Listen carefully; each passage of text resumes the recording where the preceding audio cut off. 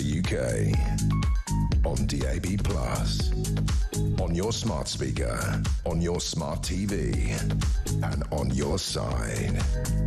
This is Talk.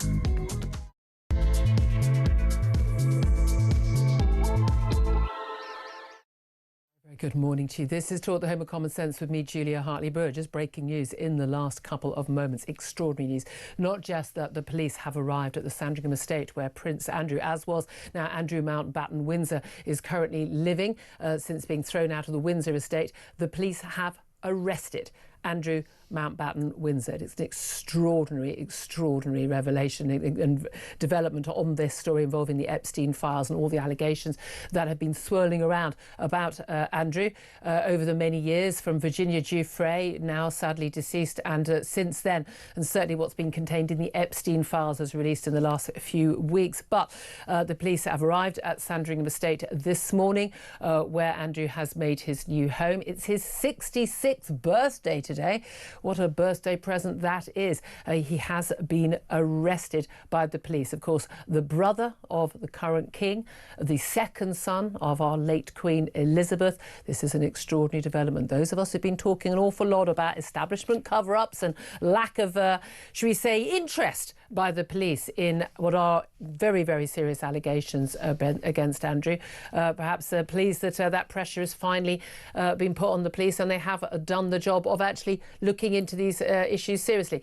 Must bear in mind, of course, that the Prince has not been charged with any crime at this point, and he has always denied any wrongdoing in relation to any of the allegations about him. We'll give you more on that. We'll talk to you about that throughout the show, but I'm just being told that the arrest has been on suspicion of misconduct in public office. This, of course, relates to those Epstein file allegations and the documents that, if they are true, would suggest that he had, it is alleged, passed on basically what was confidential government information when he was the UK trade envoy for this country for 10 years to Jeffrey Epstein for Jeffrey Epstein's financial gain. Right, we're also going to be talking, of course, about, the American president and his fresh attack on Keir Starmer's Chagos Islands deal. Seems to change his mind with a wind on this, but also the defence chiefs who've warned that Britain must face a 1936 moment, and that Keir Starmer must not just increase defence spending, but double it, and do so now. And we'll discuss the grooming gangs crisis in the capital city, one which, of course, was denied by the London mayor until last year. All of that coming up, so much more besides. Love to hear your thoughts on all of those stories. The number to call is 0344 499 1000. Get in touch and text the word TALK and your message to 87222. You can also get in touch with us on X at Talk TV. Calls are charged at the national rate and text cost £1, standard network rate message. Joining us throughout the show later today will be Deputy Editor of Conservative Home, Henry Hill. But I'm delighted to say in the studio, planned before quite a lot of this breaking news, I have to say, we've got Robert Jenrick, MP, reforms UK's shadow chancellor, although really Treasury spokesman is perhaps the more constitutionally accurate Why are you in the Tories' pocket, Julia? In the Tories' pocket. We laughed at the Lib Dems when they did it. We're going to laugh at you when you do it. They weren't ahead in the opinion polls, were they? 200 times in a row. This is a very fair point, but very big welcome nice to the see studio. You too, Julia. Thanks for having me. I don't think we were planning to talk about Andrew being arrested on suspicion of misconduct in public office, but of course this is now the lead story. I must ask you, you want to be a Minister of the Crown. You've been a Minister of the Crown. What do you make of the police arriving and arresting the King's brother? Well, look, nobody is above the law in this country, and so it's absolutely right that the police follow the evidence and take the actions that they need to. The crimes that have been alleged to have happened, whether it's with respect to the victims, with Jeffrey Epstein, or passing confidential government papers to a convicted sex offender, are very serious, and the police need to do whatever's necessary to follow the evidence and take the action that they need. But we don't know all the facts at the moment, but no doubt we'll learn more in the hours to come. Are you concerned, and a lot of us have been talking about this for quite some time, it's something that our audience is concerned about, that there has actually been an establishment cover-up for many years? When there was the allegations from Virginia Giuffre all those years ago, there was no investigation by the police. £12 million was paid in a settlement of a civil case, but apparently funded by the late Queen and the current King in large part.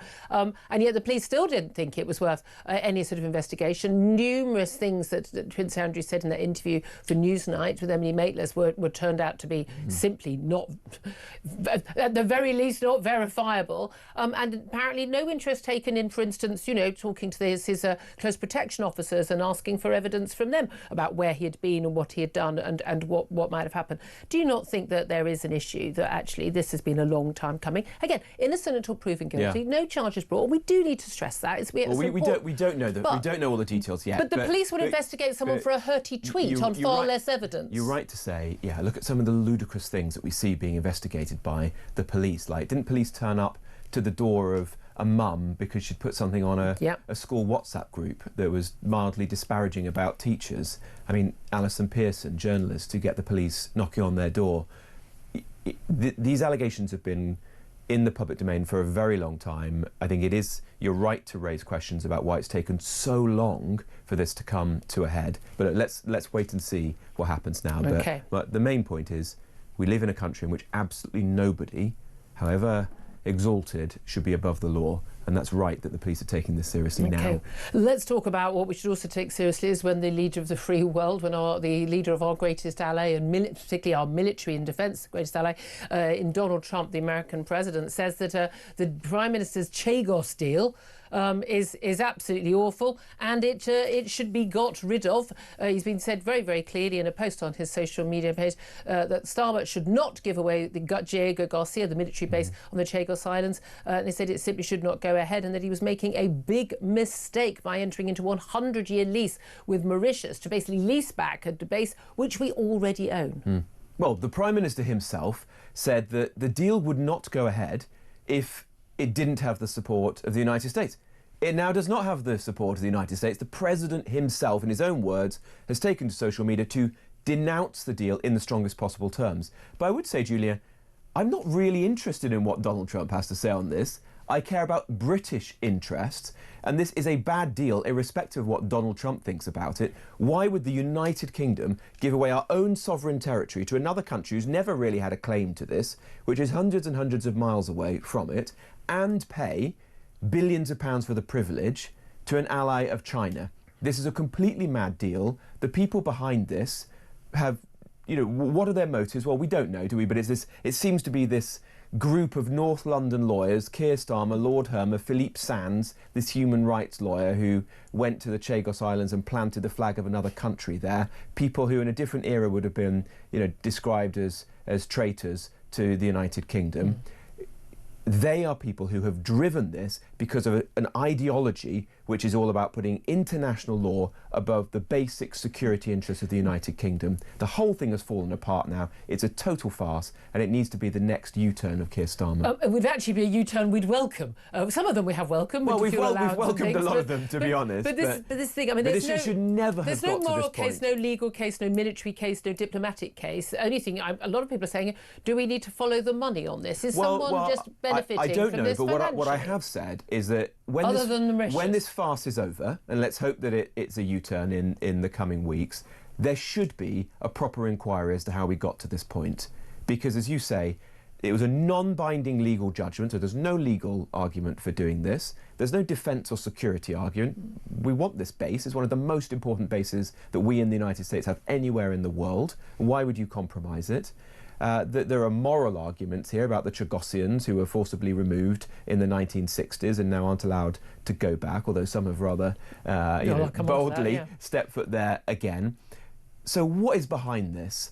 And the ministers and officials, frankly, in the last Conservative government and this Labour government, who have driven this process over the last few years, should be held to account. Well, indeed. I mean, what do you make of the Chagos Islanders returning and saying we're coming back, and then a British gunboat turning up, delivering legal papers, telling them they'll be arrested if they don't leave? A lot of people will be saying, why can we do that on the other side of the world in the Indian Ocean, but we can't do it in the Channel? Well, with people arriving on our shores. What a parable about broken Britain, that you've got illegal migrants turning up here being put in 4-star hotels, and human rights laws mean supposedly we can't send them back home. And then British citizens, including people who are Chagosians, you know, by birth or second generation, are being, within hours of arriving, served with papers and told to leave. And it's even worse than that, Julia. A group of illegal migrants went by a small boat to Diego Garcia, years ago and have been, housed, given medical treatment, schooling, blah, blah, blah, for years on Diego Garcia. The British state has completely failed to remove them, despite the fact they probably are a threat to security because they're in the defence part of the archipelago. This group of people step foot, and within 24 hours, suddenly the British state has swung into action and is able to try and remove them. Nice to know we can do it if we really had the will. Exactly, but the priorities of this government and the state are completely wrong. Well, let's talk about priorities, because at the end of the day, the Chagos deal is not for most of us fundamentally about the right of return for the Chagosians. I'm afraid it isn't. It's about our own ability to defend ourselves and the significance of the Diego Garcia base. When it comes to defence, we've got a letter sent to the government from numerous senior figures, former defence chief, former defence secretaries and others, basically saying we don't just need to up our defence spending from 2.3% to 2.5% or 3% sometime in the next decade. It needs to be double to 5%, and it needs to happen now. We are in 1936 territory. I would argue we're actually in 1938 territory, but let's let a couple of years go at that point. If you were Chancellor, the job you want to do, the job that you're being lined up to do if and when there is an election and Reform win, would you up defence spending to 5%, and how would you fund that? Well, we do want to invest more in our armed forces. In fact, at the last general election, Reform made the biggest commitment, which was to increase defence spending over time to 3.5%. So it was the first political party to go beyond what was then the consensus. I don't disagree with anything that the generals have said today. Our armed forces are in a parlous state. I mean, look at our nuclear deterrent Trident, which is, it's up for question whether it even works. The tests that were done recently failed. We've got less than 8 days of munitions left in this country if we were to go to war. The big question is, how do you fund these increases? And if we're going to get anywhere near that, we've got to cut public spending, particularly the welfare budget. And that's what I said yesterday in a speech in London, that Reform is not going to be a party of welfare. We're going to bring forward the most comprehensive plan to reduce the benefits bill. And only by doing that, we'll be able to start to think about investing more in our armed forces or cutting bills for people as soon as we can. OK, so you wouldn't be able to do it immediately? It's not going to be able to happen immediately, no. But we may have no choice by 2029. It's only possible if we can get the welfare bill down and manage the public finance in a responsible way. Thankfully, you seem to have helped steer Nigel Farage to a bit more sense on the two-child benefit cap, copying a Tory policy. They've brought it in, and a policy from Kemi Badenoch, your old boss as Tory leader, to reinstate it. But you seem to be in a bit of a battle over the triple lock for pensioners. Yesterday, you confirmed that you did support the triple lock for pensioners, which means a minimum of 2.5% increase in pensions, regardless of inflation and wage growth, and often much higher than that, than 2.5%. Your boss, Nigel Farage, now says that actually the triple lock is still up for debate. Which is it? No, what we said is, I've always supported it. We believe that pensioners in the last decades of their life should be given security and dignity on fixed incomes, and look how tough it is right now out there with energy bills and food bills going up all the time. It's tougher for a lot of young people right now. Absolutely. But we're going to take this in a deliberative way. Reform is not going to just make big tax and spend commitments without thinking it through very carefully. But that's a massive tax and spend commitment. It is. Well, precisely. That's why we've said we're going to give it some further thought, and we're going to return to this in due course and make our views known. But so it's absolutely not confirmed. It is still up for debate. Well, we're going to think about it carefully, yes, because that's the way we're going to proceed as a party. We want to build trust that we could be good guardians of the public finances. We want to win the next general election and manage the public finances better, frankly, than they have been either with the Tories under Liz Truss or now under Rachel Reeves and Labour. And so it's right on the big questions like this that we give it careful thought. We're going to return to it soon, but pensioners should know we are going to have their backs. We understand how difficult life is out there. But you also know that you'll have pensioners' backs at the cost of younger people who are struggling. And yes, we know that a lot of pensioners are also on low incomes, but we also know that a lot of pensioners who are much better off than much younger people on average. Absolutely. They own their own homes. And that's a pipe dream for many younger people. These are very tough choices, and we understand the trade-offs that are inherent in managing the economy responsibly. And that's one of the messages I set out yesterday, that we will take great care with people's money. We'll manage it as if it was our own, because we want to make sure that we don't get into the trap that previous governments have done, which is making these commitments, they then fall apart, the endless U-turns that you're seeing with this Labour government. Okay. Well, a lot of the commitments from reform could actually be found from the decision to scrap net zero, which is costing the country many billions, and many companies and individuals. That would certainly be very welcome to me. I remember discussing this with you before when you were first running for the Tory leadership. It feels like a lifetime ago. You were in favour of net zero. We had a row about it. By the end of the leadership campaign, you were against it. That's not true. Is there Julia. anything you stand by? That's not true, Julia. I was in fact the first person to say that I disagreed with net zero. The question you asked me was whether at that stage we should scrap altogether the 2050 target. And I said to you, I thought it was unrealistic, we were never going to meet it as a country, and we need to think through what the answer to that was. I was the first person to say that. And in fact, when I stood for the leadership, you know what? Tons of people in the Tory party said to me, I can't vote for you, Rob, because we're wedded to net zero, just as they said I can't vote for you because we're wedded to the ECHR, or when I said we wanted to scrap the international aid budget and spend it on defence. So excuse me if I'm a bit sceptical about the Tory party changing tune. And on reforms policy, who was a lone voice about net zero? Well, you were raising this, but Richard Tice was one of the first senior politicians in British politics to be talking about this, as was Nigel Farage. So people can trust reform, that we've been well ahead of the curve on this when it was fashionable under Theresa May and Boris Johnson to talk about this, to pretend there were going to be hundreds of thousands of green jobs out there, people's bills weren't going to rise. Reform was there well before everybody else. And the reason we care about this is we want to get people's bills down, whether that's companies, so we stop deindustrialising, losing all the factories across the country, and households as well, because people are suffering as a result of this. And by getting energy prices down, we're going to really help the cost of living and affordability. We started at the beginning of the show talking about Prince Andrew, who has been arrested by Thames Valley Police. They've issued a statement now. He's been arrested on suspicion of misconduct in public office. He is in police custody at this time. Imagine a scenario where the police say, we have today arrested a man in his 60s from Norfolk. So it's just quite extraordinary that news. But let's bring it back to another set of crimes where we have also seen people. Well, let's face it. A lot of people say, why has action taken so long? Why has it not been forthcoming? And that is over grooming gangs across the country.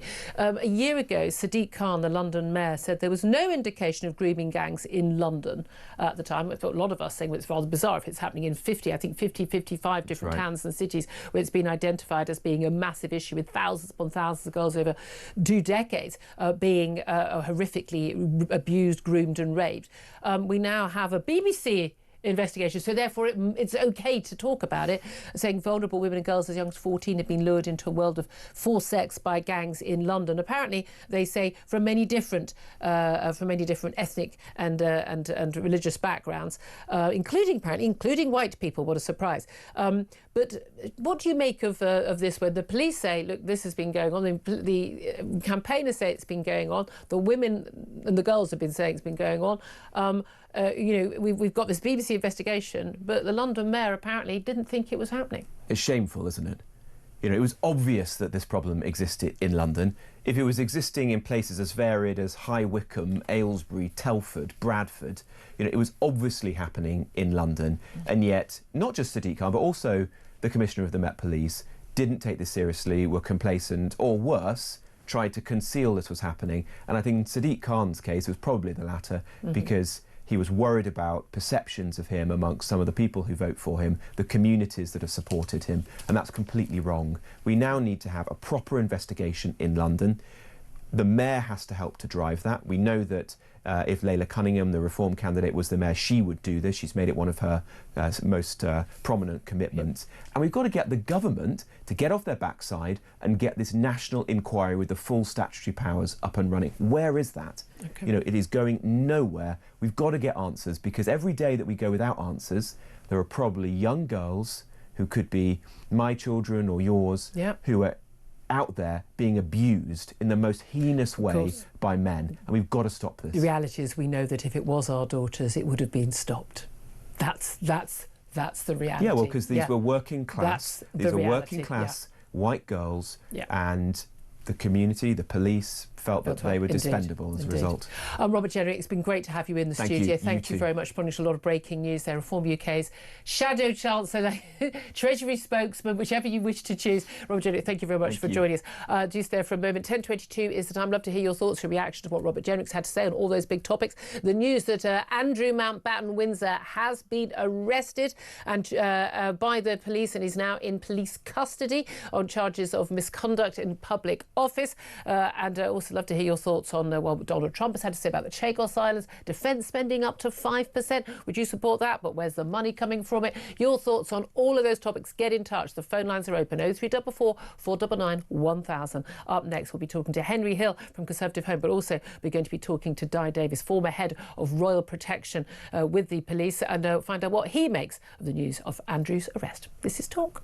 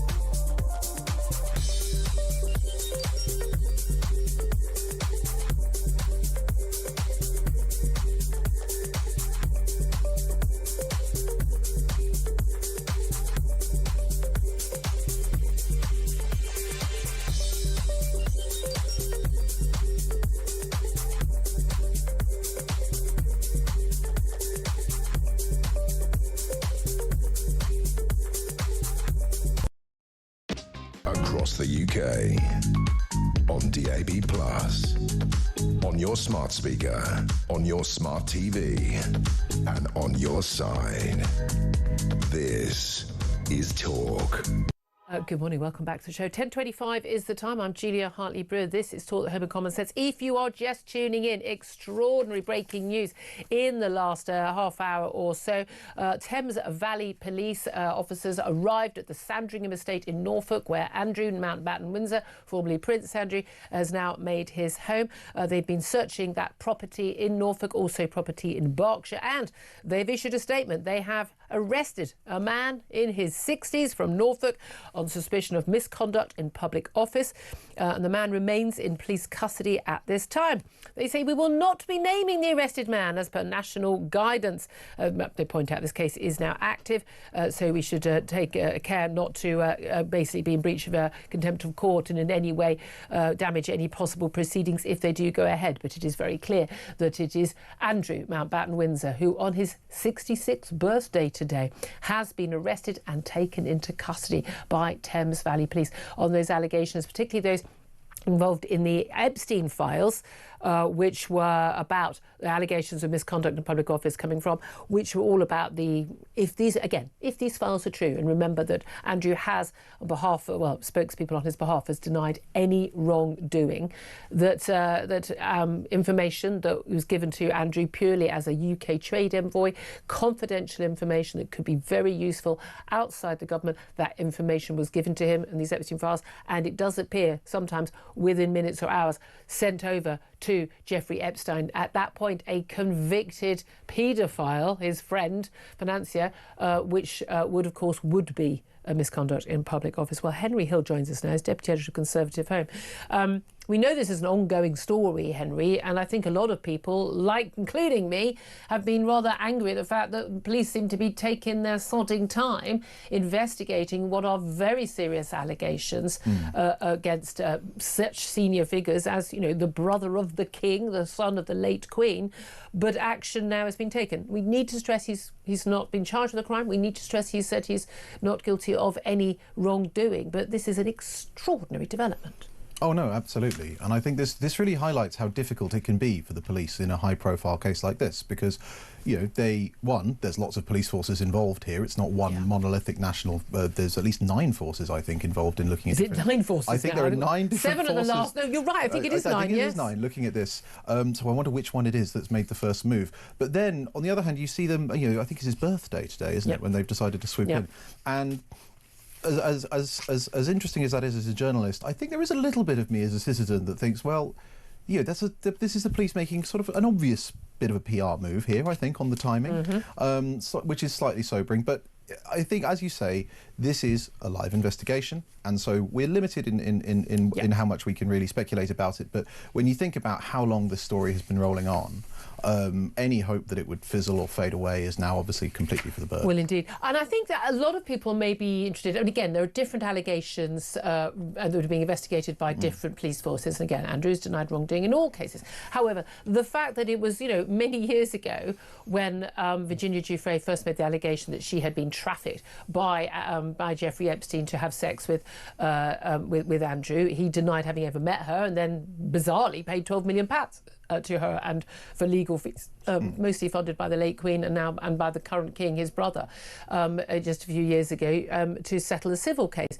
But at no point it emerged had the police ever even bothered to question Andrew. Now, given what the police do spend their time bothering with, apparently not, you know, people being burgled or mobile phones stolen or the like, but they seem to bother certainly with the old hurty tweet here and there, a lot of us find it extraordinary that someone who had faced such a serious allegation, although of course she was a minor in some jurisdictions in Florida as a 17-year-old, Virginia Giuffre was not a minor in this country, but given the seriousness of the allegations involving Andrew, and given that this is a man who was surrounded at all times by close protection officers who could verify where he was or where he wasn't at any time, or was he in a Pizza Express in Woking, or was he in a nightclub dancing with a woman who claims he's never met, that would have been so much more easy to verify than most of us who'd be racking our brains about where we were on any given evening or checking old diaries. There are formal records. A lot of us, I think, found it a bit bizarre that it took so long. And interestingly, of course, the arrest in this case is over the allegations contained in the Epstein files involving, you know, giving away, the allegations giving away basically government confidential information, not the possible abuse of trafficked young women.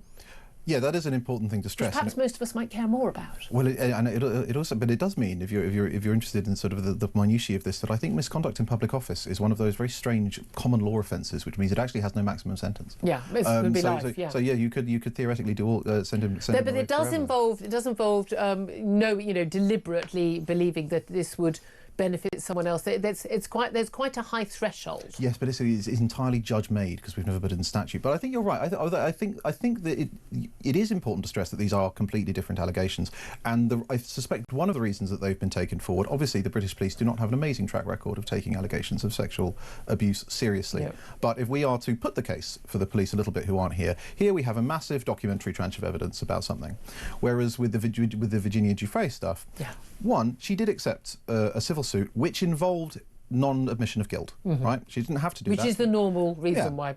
Which, you know, but also if you look at if you were a police officer and you had to go only on the contents of that book, several other of those stories have fallen to pieces under scrutiny. There is evidence that the book was previously being shopped around in a slightly different form, and so you can see why you might not want to have a system where a series of potentially sensationalist allegations are not sufficient grounds for raking an individual through public life. Now, of course, it's not just the Giuffre stuff, because the Epstein network has been known about for some time, and I think that we should definitely have seen action before this.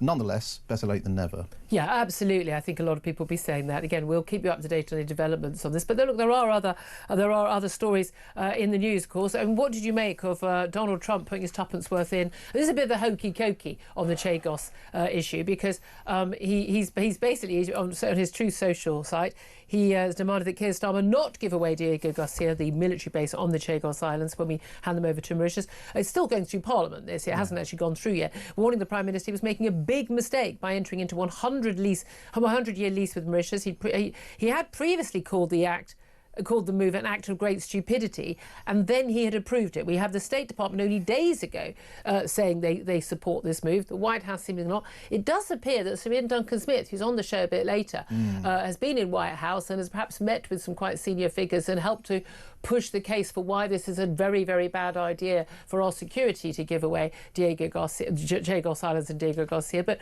how significant do you think this intervention is? And Keir Starmer saying they wouldn't do it if the White House didn't approve. If the White House doesn't approve, does this kibosh the whole idea? Well, Starmer now seems to be saying that he'll push ahead anyway. I mean, it's strange, isn't it? His whole government is falling to pieces around him. It's a bit like the scene in the Jungle Book when the whole city's collapsing. And the one thing that he's focused on, if there's one thing he does as Prime Minister, he's going to give away the Chagos Islands for some reason. I mean, the whole thing is mad. It was originally a result of US pressure, right? There's no actual legal case for having to give them up. But essentially it was, and I think it's interesting that you mentioned the State Department, it was America under Biden and Trump essentially wanting to placate India. Reflexive anti-colonial stuff. Yeah. And the State Department, of course, will really love this deal. Now, I suspect that what's happened, given the other story which we might get to about the potential for a US strike on Iran, is that, as well as Sir Ian Duncan-Smith, some US generals have probably been pointing out in some very pointed briefings quite how essential Diego Garcia is to America's ability to project air power in the Middle East. And we know it's been used in only recent years. Right. And if you did hand the islands over to Mauritius, amongst all of the many other problems, Mauritius is actually party to, amongst other things, an anti-nuclear treaty, which means it's no longer obvious whether we or America could base nuclear. I mean, the whole thing is an utter disaster. It is absolutely mad, and I'm sorry, it doesn't make any sense whatsoever, which makes me question whether there's money behind this. Genuinely, I just always, if there's no moral, legal, diplomatic, security basis for this decision, let's follow the chain of the money. That seems to be the answer. I didn't have you down as such an optimist. I know, exactly. Just before we go to a break, you mentioned the possibility of strikes threats on Iran. This is a possibility. We know we've got ongoing negotiations over this. I mean, we've got negotiations on virtually every. There's Gaza, there's the border peace. We've got negotiations on Iran. We've got negotiations on Ukraine, and nothing seems to be going terribly well. But there's talk that there could be these strikes within days. Yeah, the question is to what end, right? Israel has already shown that Iranian airspace can be penetrated essentially at will. That's not in dispute. But the question is, what are you going to do? There's no suggestion, as far as I can see, of any ground invasion. No. And so what comes of it? We shall see. 10:35 is the time. Love to hear your responses to all the stories today. In particular, of course, the arrest of Andrew, the brother of the King, the son of the late Queen Elizabeth, on charges of misconduct in public office. Of course, he's not facing a charge right now, and he has proclaimed himself to be innocent on all allegations against him. But we're going to be talking about that with the former head of Royal Protection, Dara Davies, up next. Stay tuned. You don't want to miss a thing. This is Talk.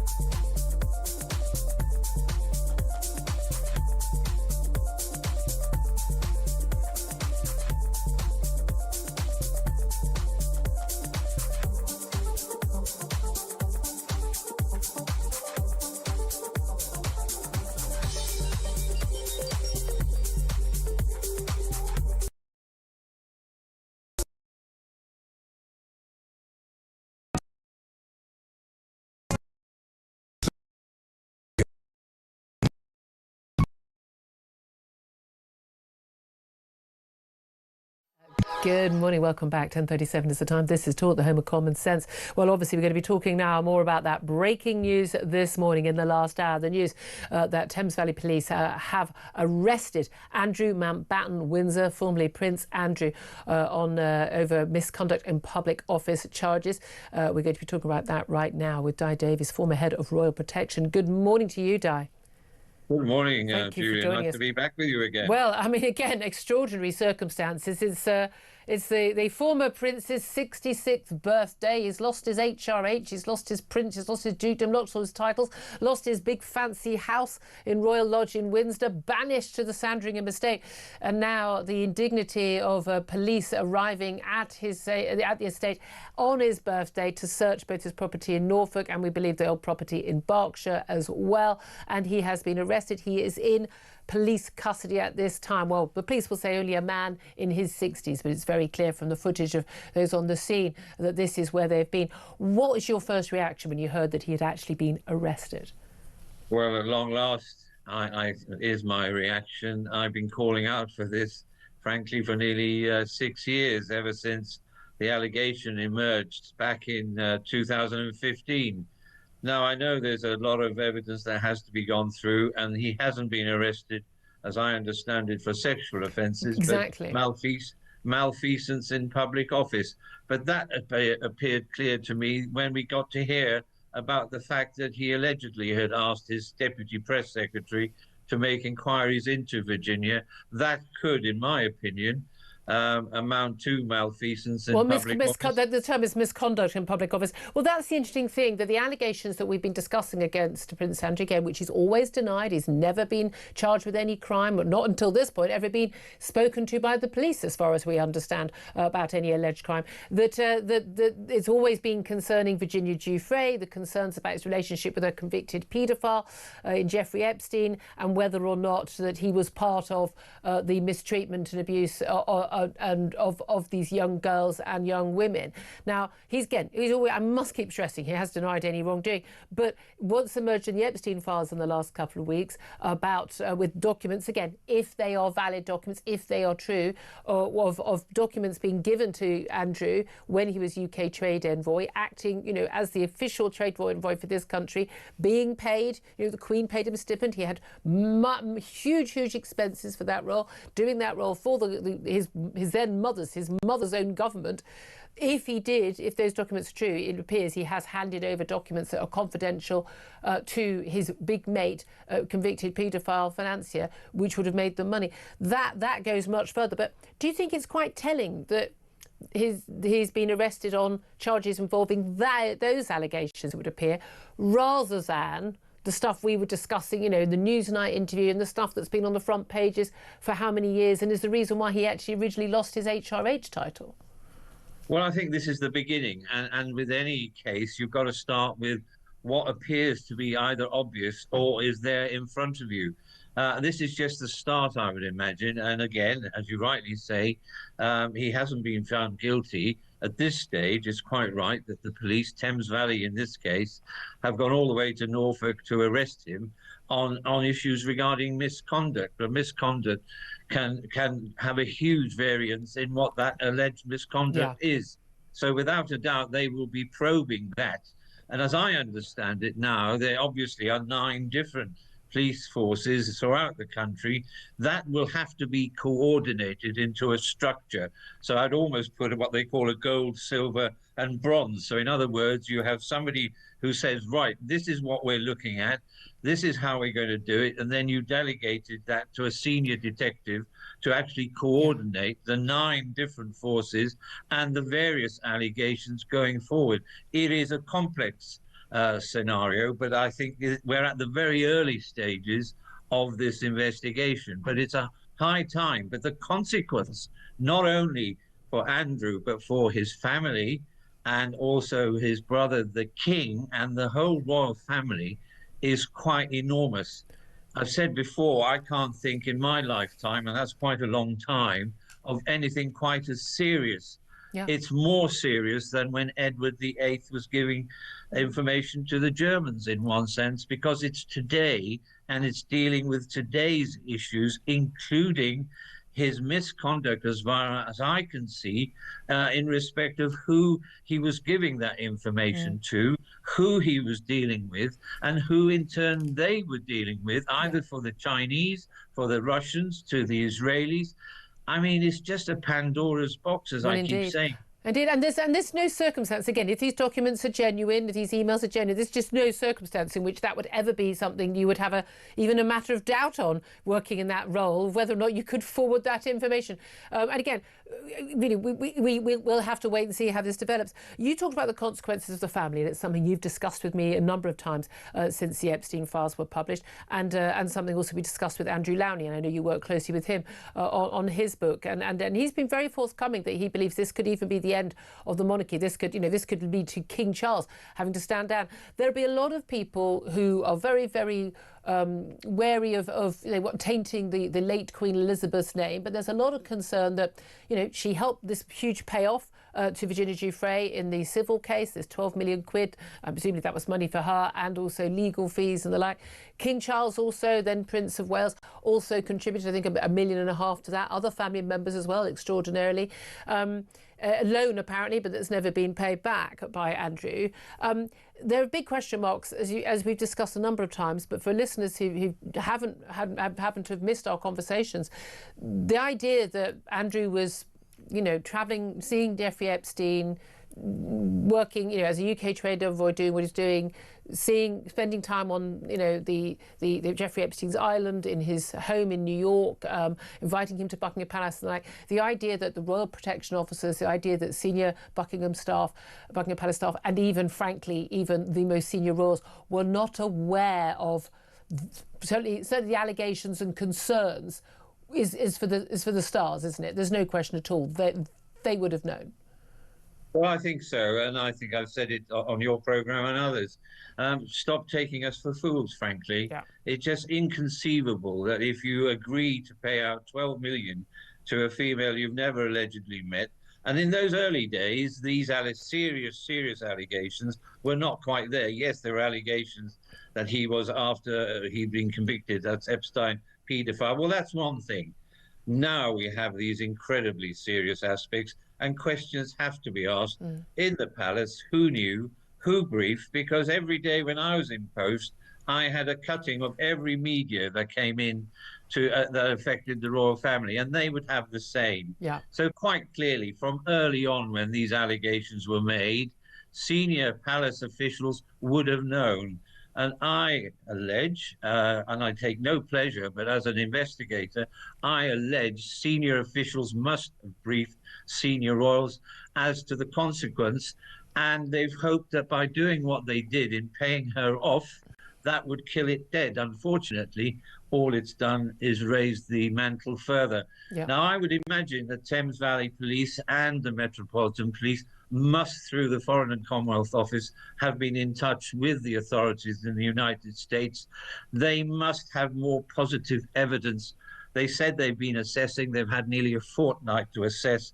I think they've been working 24/7 on this because it is so serious. Yes. And as Andrew Lowney says, there are consequences for King Charles if it can be shown either he or his private secretaries throughout this period were aware and advised certain actions or not.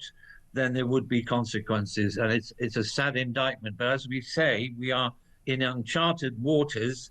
And if there is any evidence that he knew or he took part in any kind of deception or any other aspect, then clearly it would be an abdication matter as far as I'm concerned. And again, I've never thought in all my years again I'd be saying that. I mean, there's no doubt at all that Charles and the Prince of Wales, Prince William, have long wanted Andrew to disappear from the family. That's been made really, really clear from not just palace briefings, but also from, should we say, Charles's quick actions once he was on the throne and able to take that action. But your view is that he may not have acted soon enough, and what he did, you believe, to help. Well, at the very least, not to expose this, if not to cover it up, we don't know yet, will, at the end of the day, be an abdication matter? Well, I said yesterday on a programme, it's a conspiracy of silence. And if you can show that silence was motivated by an attempt to deceive, then clearly there are consequences or concern. I can't say it more stronger than that. I don't have evidence of that.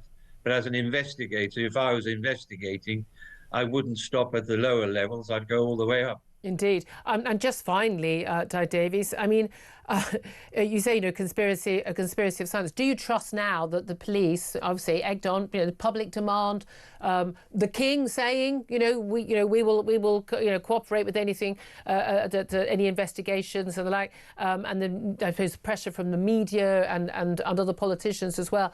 Do you trust that there won't be another establishment cover-up? We will get to the bottom of this, and we will know exactly who knew what when and who did what when? When you have the Prime Minister going on BBC saying nobody is above the law, I suspect he's had private briefings. I'd be surprised if he hadn't, because the consequences to the country are enormous worldwide. And my phone hasn't stopped this morning from people all over the world asking to speak to me on my view. My view is pretty much like yours. Where's common sense? Let common sense apply, and let the law apply to anyone who has either tried or has concealed information. It's called conspiracy to pervert the course of justice. That's my other saying this morning, conspiracy of silence. And then if it can be proved, if there was a conspiracy by others to hide his alleged dreadful deeds, then take the consequence. Thank you very much indeed for joining us. Very, very harsh words there from Di Davies, former head of Royal Protection. Later in the show, we're going to be talking to Dickie Arbiter. He's former press secretary to the late Queen Elizabeth. We're also going to be talking to Charles Ray. He's the former royal editor of The Sun. I mean, these people have very close access to royal family and to their, protection officers and everything over the years. We'll get their thoughts. I'll just come back to you very briefly. First, to you, Henry Hill, from Conservative Home. I mean, do we trust that any investigation will go all the way and will expose anyone and everyone, no matter how senior they are in the royal family, if any wrongdoing? And again, it's a big if any wrongdoing has taken place. Yeah, it's important to stress that it is a very big if. I mean, I personally don't think that we still live in a Britain where the police would stop a criminal investigation like this at the behest of the monarch, because even if the instruction... I don't think it happens that explicitly. Well, yeah, but even if the instruction were given, there's now such a spotlight on them. How would it even happen? How would somebody justify it? These kind of things, if they did happen, they work when there's little bits of the operation that no one's paying attention to. Something gets left in a drawer. That's not going to happen now. Absolutely not.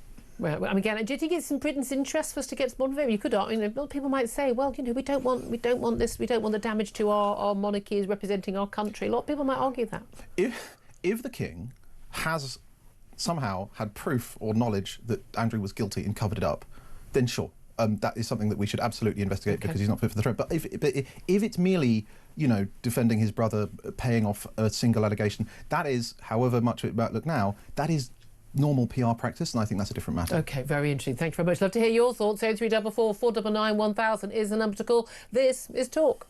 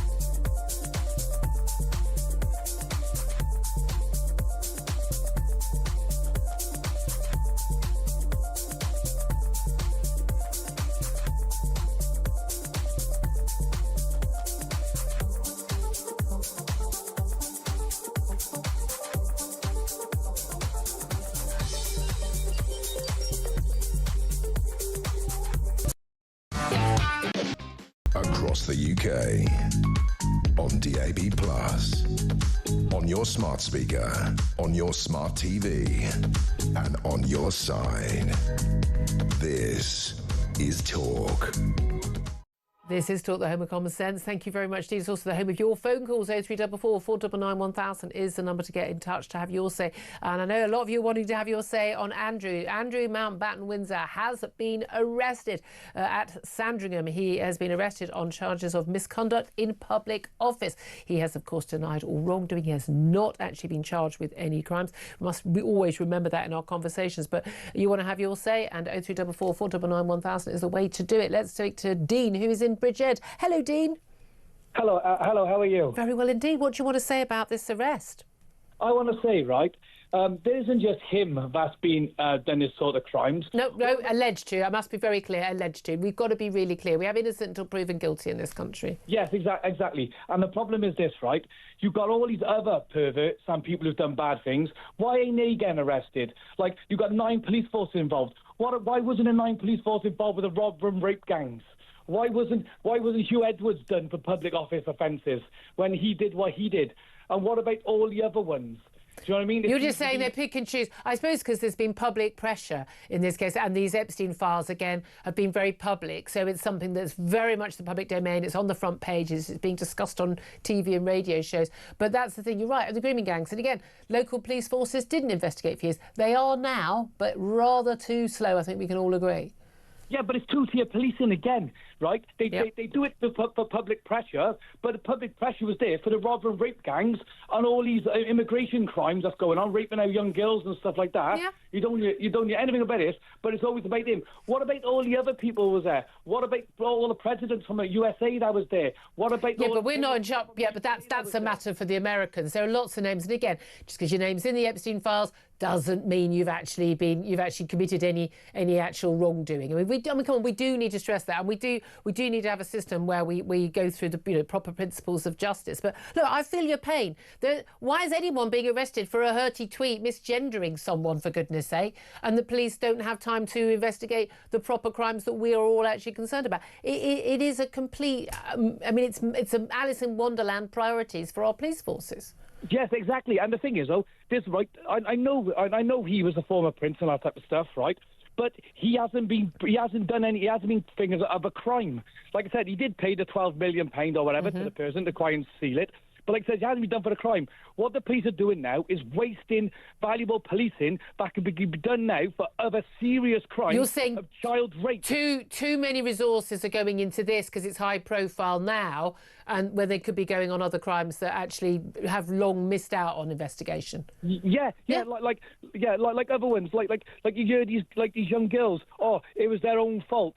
Yeah. Being raped is not their own fault. Exactly. When anyone refers to a child prostitute, you always just, frankly, I just want to slap people in the face for doing that. Dean, I understand your frustration, completely get it. Thank you very much indeed for that call. Georgina is in London. Georgina, off you go. Good morning, Julia. Well, what a shenanigans this has turned out to be. This man, Andrew Mountbatten-Windsor, is now a walking liability for our royal family. He and his wife, ex-wife, Sarah Ferguson, you can't let these people walk around doing what they're doing. They must be brought to account for their actions. Andrew Mountbatten-Windsor allegedly has been giving secrets to the late Jeffrey Epstein, and if they find out, which they're making investigations now, that he has done that, then he will be incarcerated. They wouldn't have taken him in otherwise. He's got to be treated like any other man, and I think that the king is totally fed up with his behaviour. This is the only way that he's going to get his just desserts. He's been allowed to run amok for years doing what he wanted, Julia, and it's about time that he was actually made to pay his dues. Well, again, I must stress, that he has not been actually charged with a crime, and that he has always said he's denied any wrongdoing. I think it's really important we keep remembering that. But certainly he should be questioned by the police, and he should be asked to account for himself, given the serious nature of a number of different allegations against him. Well, the allegations that have been brought against him, as far as Giuffre is concerned, and now these allegations, they are very serious allegations, and he's been walking around as if he hasn't got a care in the world. Yeah. You know, Julia, if you play stupid games, my love, you win stupid prizes, and that's what he's done. Okay, thank you, Georgina. All right, we're going to have to leave it there, Georgina. Again, I'm going to keep the phone lines open on this, but I really think, we cannot be judge and jury on this one. We all have our opinions. We've all been discussing this for many years. The moment someone is arrested, certainly more if he is ever charged with any wrongdoing, then of course, you know, the discussions are affected by that. And I know they're not in America, and America tells us off and says, oh, you should have more freedom of speech. They're there for a reason. They're to make sure that if people are charged with a crime, and it could be you or me one day, that we do face a fair trial. Henry Henel, it's really important, that, isn't it? No, it is absolutely, because the due process is most important for the least sympathetic victim.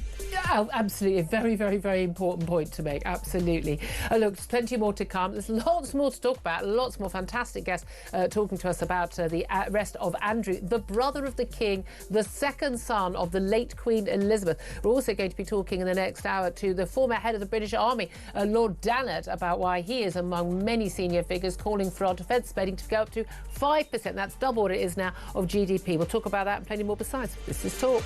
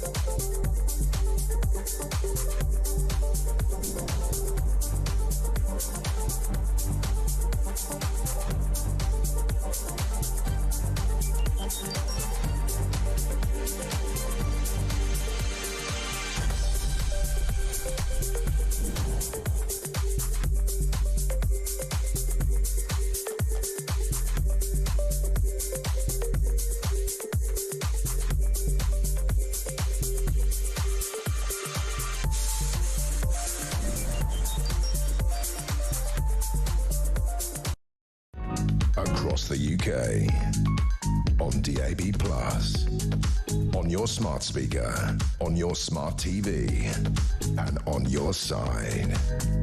This is Talk.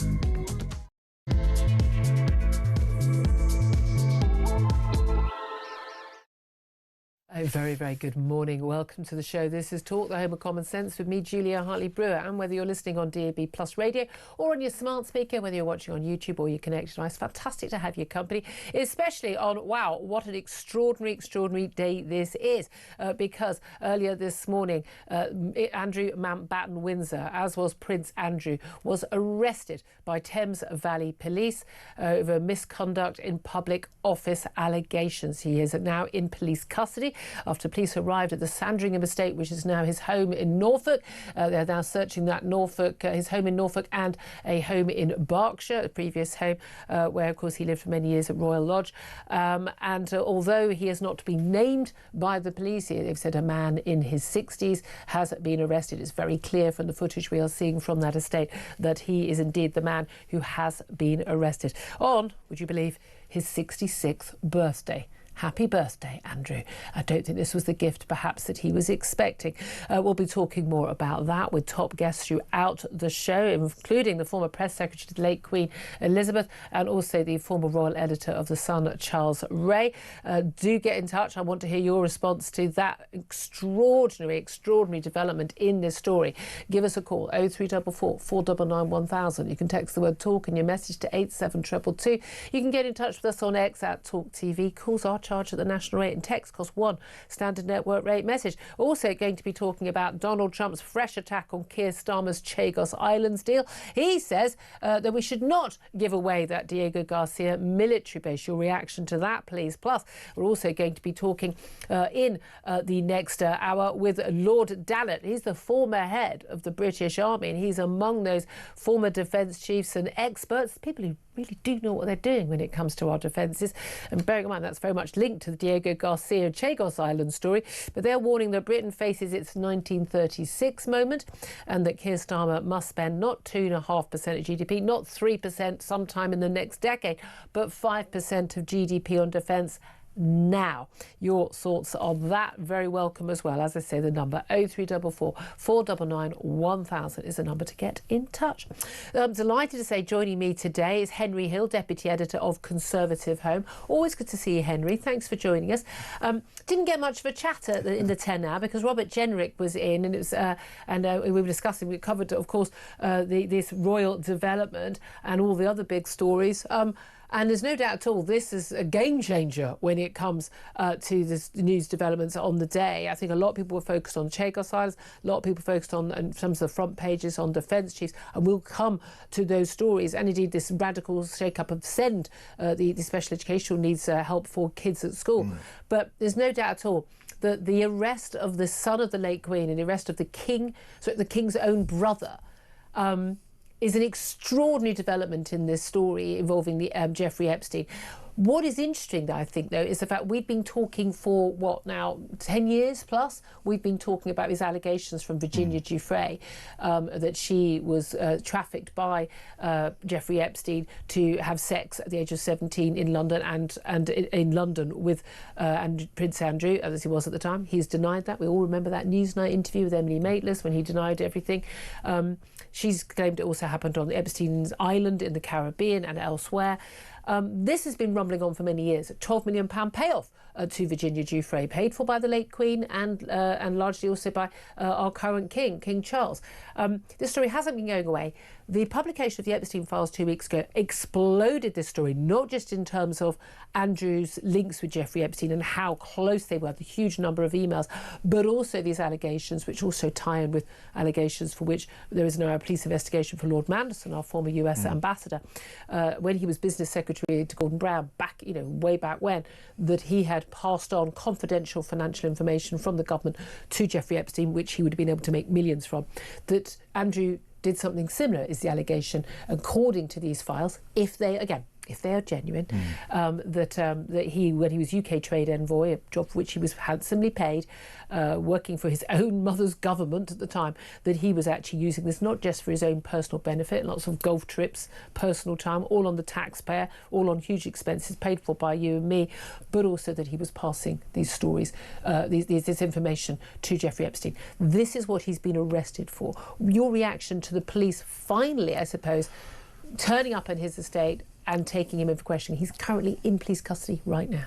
Well, it is, first of all, I think, an important symbol to people who may be worried that there were people in this country for whom the law did not apply. That it does, in fact, and it doesn't matter if you're a Windsor. If there is a reason for the police to investigate you, they will investigate you, and they'll even rock up on your birthday.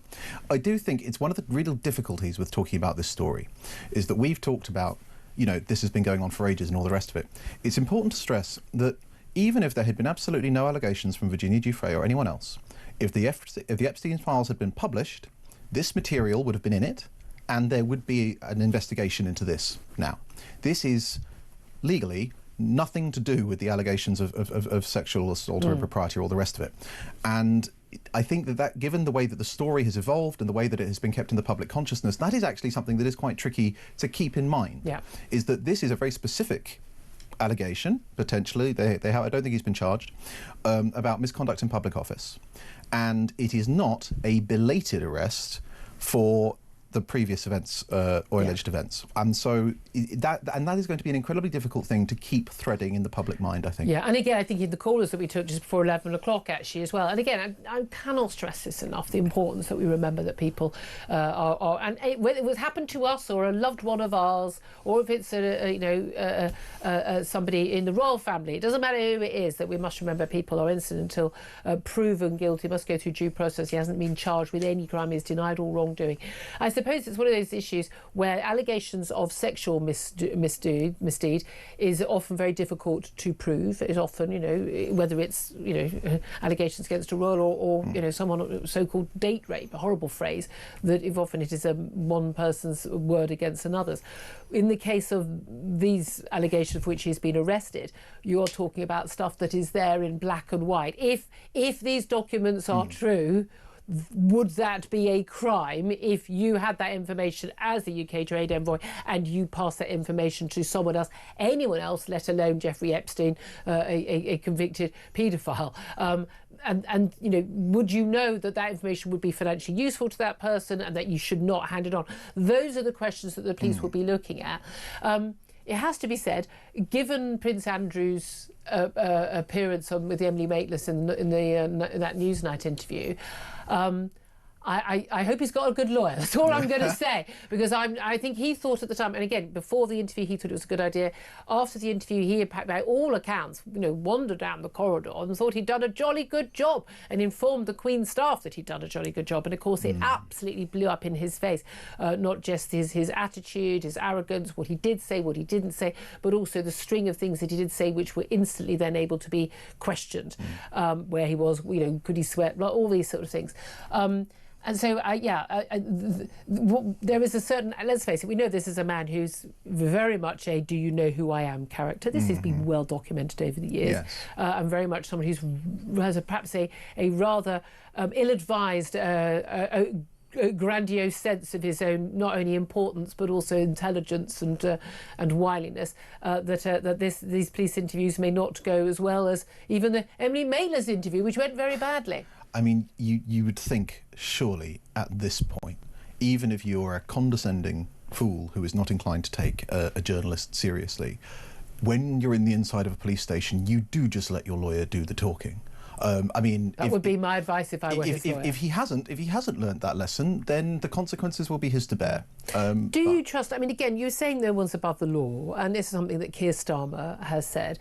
But a lot of people will feel that actually, until this point, well, absolutely, the royals have been above the law. I've still got very big question marks about the investigation just disappearing. It was exposed by the Sunday Times of King Charles when he was Prince Charles, accepting, carrier bags of money from Middle Eastern businessmen for a charitable effort.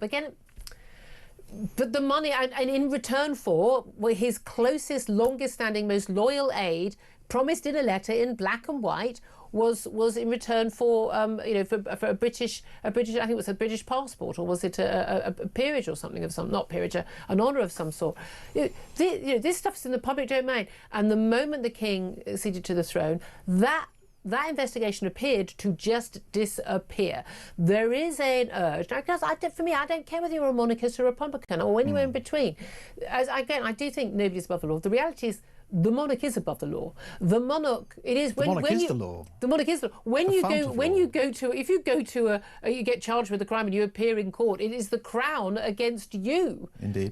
This is the thing to remember. The king and the queen previously not required to pay any tax. Under the law, although the Queen did pay some tax, we were told, and the King did, and he did as Prince Charles, we don't know what rate. They don't pay corporation tax like everyone else does. They don't pay inheritance tax. They give the vast bulk of the revenue of the Crown Estate to the government, and then only take a bit of it back. That's because it's the national estate, but they're not required to. They are above the law. They are above the law. And so technically, do we trust that this investigation will be a fair investigation, the sort of investigation that you or I would face in the same circumstances? Or do you worry that things will disappear and dissipate? Or do you think now the public demand that this is properly investigated and charges are brought if they are deemed reasonable, and that a case is brought to court if there is a case to be heard, and that people, jury gets to decide this? I don't know. Does this still cover under a jury under this government? Do you think that public demand for that is going to mean that will happen? So I think that one thing which we've talked about before and one of your callers alluded to is the sense of this kind of arbitrariness on the side of the police, right? Essentially that they seem to come down very hard on one thing and completely ignore something else. So I think that however lackadaisical they have been about Andrew in the past, I would suggest that actually he probably now faces a far more rigorous investigation than you or I ever would. The police seem perfectly capable of overlooking common or garden offenders in all sorts of ways. But now, as you say, the spotlight is exactly on them. I think that, as far as I'm aware, if there are any serious allegations against other members of the royal family, they will now be followed up. And I think that there is something slightly corrosive about this once it sets in. And I understand why it's set in, but it's sort of unfalsifiable, isn't it? Right? Yeah. People will be like, well, I mean, of course they didn't go after the king because he's the king. And so there's no way of actually proving that justice has been done in this case. And that is hugely damaging. But it is really important that people have faith that, again, that we are all equal under the law. And certainly with all the two-tier policing we've seen of different racial groups, whether it's, trans activists attacking women and women misgendering a trans activist, and the police acting completely differently, whether it's pro-Palestine marches or whether it's Jewish people wanting to hold a march. There does appear to be a completely double standard by the police all the time in many areas. So I think a lot of people are very untrusting, and I think that is a real concern. I wrote a piece of The Sun the other week about the issue of the grooming gangs in Britain not being investigated all that time, and the Epstein. It's undoubted the case that if Jeffrey Epstein was a paedophile and would have probably could have gone to prison for life in the United States if he'd didn't. I don't believe he committed suicide, but if he didn't die behind bars after charges. But I pointed out, this was just geography. This is just because you're being raped you have a private jet to your beautiful island to be raped, or whether it's a minicab to above a kebab shop in Rotherham. It's the same crime taking place, but somehow both were allowed to act with impunity for many years, but for very different reasons. I think this is actually going to look, if ever we come to look back on this period, it'll be one of the most dangerous and damaging things we did, which is that we responded to an increasingly diverse Britain with fragmentation of law enforcement. Yeah. Right? And actually, if you want a diverse society, the most important thing is that everybody is equal under the law, everybody is subject to the same law and has access to justice. Absolutely crucial. Right? Because what we've heard, and what we've heard not just on this show, but what we get as comments to Conhome, and you can see it when you look at focus groups of voters, is and you'll represent grassroots Tory Conservatives, voters. Is that belief, that corrosive belief that they treat us differently. Oh, they wouldn't look into that. They wouldn't look into that. The moment that happens, the police depend on the consent of the public. Exactly. Right? Very, very important. We don't have a big paramilitary police force with lots of sort of black armour and truncheons and everything. Yeah. The police depend on the public. They depend on women to come forward when they've been attacked. They depend on people to cooperate broadly. And if this persists, this rotten perception that they are behaving politically, it will destroy policing. But I don't think it's a perception. I don't think it's feeling. I think it's a reality. Oh, no, sorry, yes. That is the truth, isn't it? Look, I want to hear your thoughts. Lots of calls coming in. We will get your calls at 0344 499 1000. I also just want to talk to you about Starmer being told by Donald Trump, you mustn't give away the Chagos Islands. This is like the third different view of Trump. He seems to change his mind. The State Department, the White House, the American State Department running their foreign policy, seem to have very different views on whether or not it's a good idea for us to hand over the Chagos Islands for no legal or moral reason to the Mauritians who've never been in charge of the Chagos Islands, and to basically then lease back it. Well, Tories estimate it as 35 billion quid over a century, but very much front-loaded. So we're paying more money now than in the future to rent back the Diego Garcia military base. Given that there's talk about US airstrikes on Iran in the next few days, given that airstrikes on the Middle East have often involved jets taking off from, guess where? Diego Garcia Garcia base in the Chagos Islands, you can understand why Donald Trump would think that. Interestingly, that Ian Duncan-Smith, who's going to be on the show a bit later, has been out in Washington putting the case for not handing over the Chagos Islands. It is extraordinary that that may or may not still be going ahead. We still don't know whether it is, but the latest we've got from Politico this morning is that ministers have put the British Indian Ocean Territory bill, which is on hold. They'd already put it on hold last month. This is the bill that's still going through Parliament after the President called the deal an act of great stupidity. They'd feared there'd be a wrecking amendment from your lot, the Conservatives. But then there was it's now been confirmed that there will be a rethink. I mean, this changes by the hour almost, depending on what Donald Trump has said. But do you think we will ever actually see this deal go through? I mean, it feels increasingly unlikely. I think if there is an operation in Iran, that will put an end to it, because essentially there is a conflict here between two elements of US foreign policy, one of which, the State Department view, is effectively, we want to butter India up, we'll do a bit of reflexive anti-colonial stuff, although of course Mauritius had never actually run Diego Garcia, and the native inhabitants really don't like Mauritius. On the other hand, you have the Pentagon, which is saying, oh my goodness, Mr. President, you want to bomb Iran?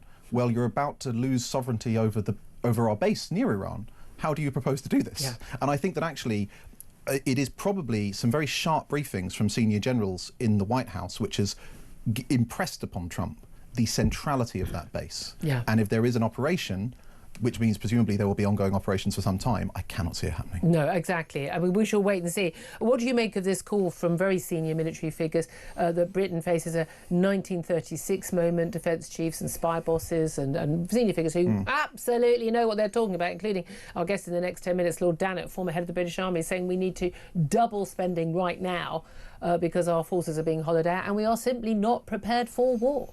I mean, on the matter, they're completely correct. Britain doesn't have a single deployable division. We abolished the railway regiment, so we can't actually get our inadequate number of tanks to Eastern Europe if we wanted to. Just extraordinary. The surface fleet is as small as it's ever been. I mean, you have seen this for some time, right? Generals basically saying, oh my goodness, we might need conscription, and politicians going, please be quiet about this. There was a fascinating report from the US Army War College in 2023 saying that they'd looked at the Ukraine war, which is the first major sort of peer war in a long time, and they suggested that the US, if it got involved in such a conflict, would take 50,000 casualties in 2 weeks. But the thing is, where are you going to find the money? We talk about 1936. They were playing on hard mode. They rearmed and balanced the budget. Yes. They weren't even borrowing. Don't think we had a whole load of people claiming anxiety and ADHD on welfare at the time. I was reading it recently. You talk about Neville Chamberlain. Neville Chamberlain rearmed, but he did it running a budget surplus. Yeah. Today's politicians only need to do one of those two things, and they're going to fail at that. Yeah, absolutely. It's going to take an awful lot longer. It's going to cost a lot more, and half the tanks and jets won't work anyway. That's the terrifying reality, isn't it? I must ask you about one other story. Which I'm always fascinated by the stories that the BBC gets their knickers in a twist about. And this is this couple, British couple in their 50s, Lindsay and Craig Foreman. They have been on a round the world motorbike tour, and one of the countries they decided they want to go to was Iran. Now, they got arrested in Iran in January last year, and they have spent, 13 months behind bars already in Iran on spying charges. They've now been told, despite this being no trial, because there isn't any due process in Iran, among the reasons why you shouldn't go there, on espionage charges, they've been sentenced to 10 years behind bars. Foreign Office said they're working for them. Their children, adult children, are pleading for help. And I've got every sympathy for the children. I mean, I'm fairly sympathetic to this couple. You know, I doubt they very much that they are spies. However, the Foreign Office advice now and in January 2025, when they travelled to Iran, was against all travel. The advice was against travel. There was even a handy map of where you shouldn't travel. Because people like Egypt, they'd be like, oh, Sharm el-Sheikh safe, and the capital safe, but you can't go anywhere else. It's very clear. The whole of Iran is marked red with advice against all travel. If people choose to ignore the clear warning from the government for their own safety that you cannot travel to Iran because they may well arrest you on trumped-up charges and put you behind bars and use you as a bargaining tool against our own country, should we be offering them any help, or should we just say, you know what, Fafo, I'm sorry, you messed around, to use a different word, and you found out, and I'm sorry, if you're going to do something that dumb, live with the consequences? channeling your inner Lee Kuan Yew there. I mean, broadly, I agree with you. I think I am very sad that I will not, for the foreseeable future, get to visit Iran. I have friends on French passports who do. But ultimately, the hippie trail closed in 1979 when they overthrew the Shah. It has been known for about 40 years that you can't, as a British person on a British passport, travel safely to Iran. Yeah, have they heard of Nazanin Zaghari Ratcliffe? I mean... And if you want to go around the world, fine. Kazakhstan is there. Uzbekistan is safe. Tajikistan... Like, you don't need to do this. This was enormously self-indulgent. And whilst the British government does have a responsibility, at least to try and get citizens out when they get into trouble, nonetheless, it is just criminally irresponsible. It is a waste of Foreign Office resources. Absolutely. And they had no excuse. Couldn't agree with them more. I really couldn't. It's just extraordinary. Anyway, we're going to take a quick break. We're going to take your calls. Lots coming in on Andrew, the brother of the King, arrested over allegations of misconduct in public office as exposed in the Epstein files. Denied any wrongdoing, of course. He is currently in police custody. Your reaction? Give us a call, 0344 499 1000. This is Talk.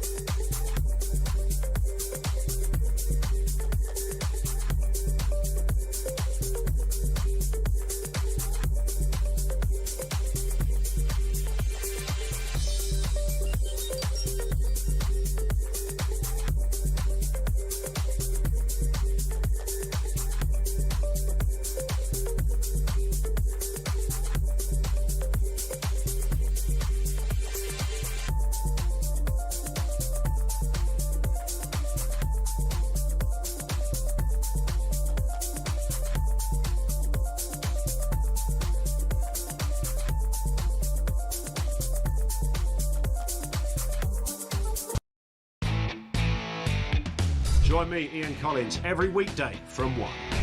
My 12-year-old. Obviously, he won't be 12 then, he'll be 16, but if he's anything like he is now, he shouldn't be anywhere near an election booth. Do you sympathise with him? Is he the victim of the 24-hour news cycle we just spoke of?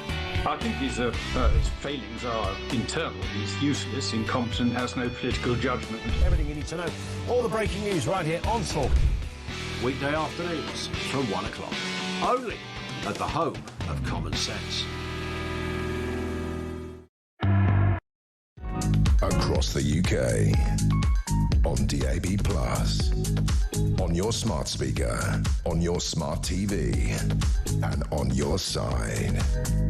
This is Talk.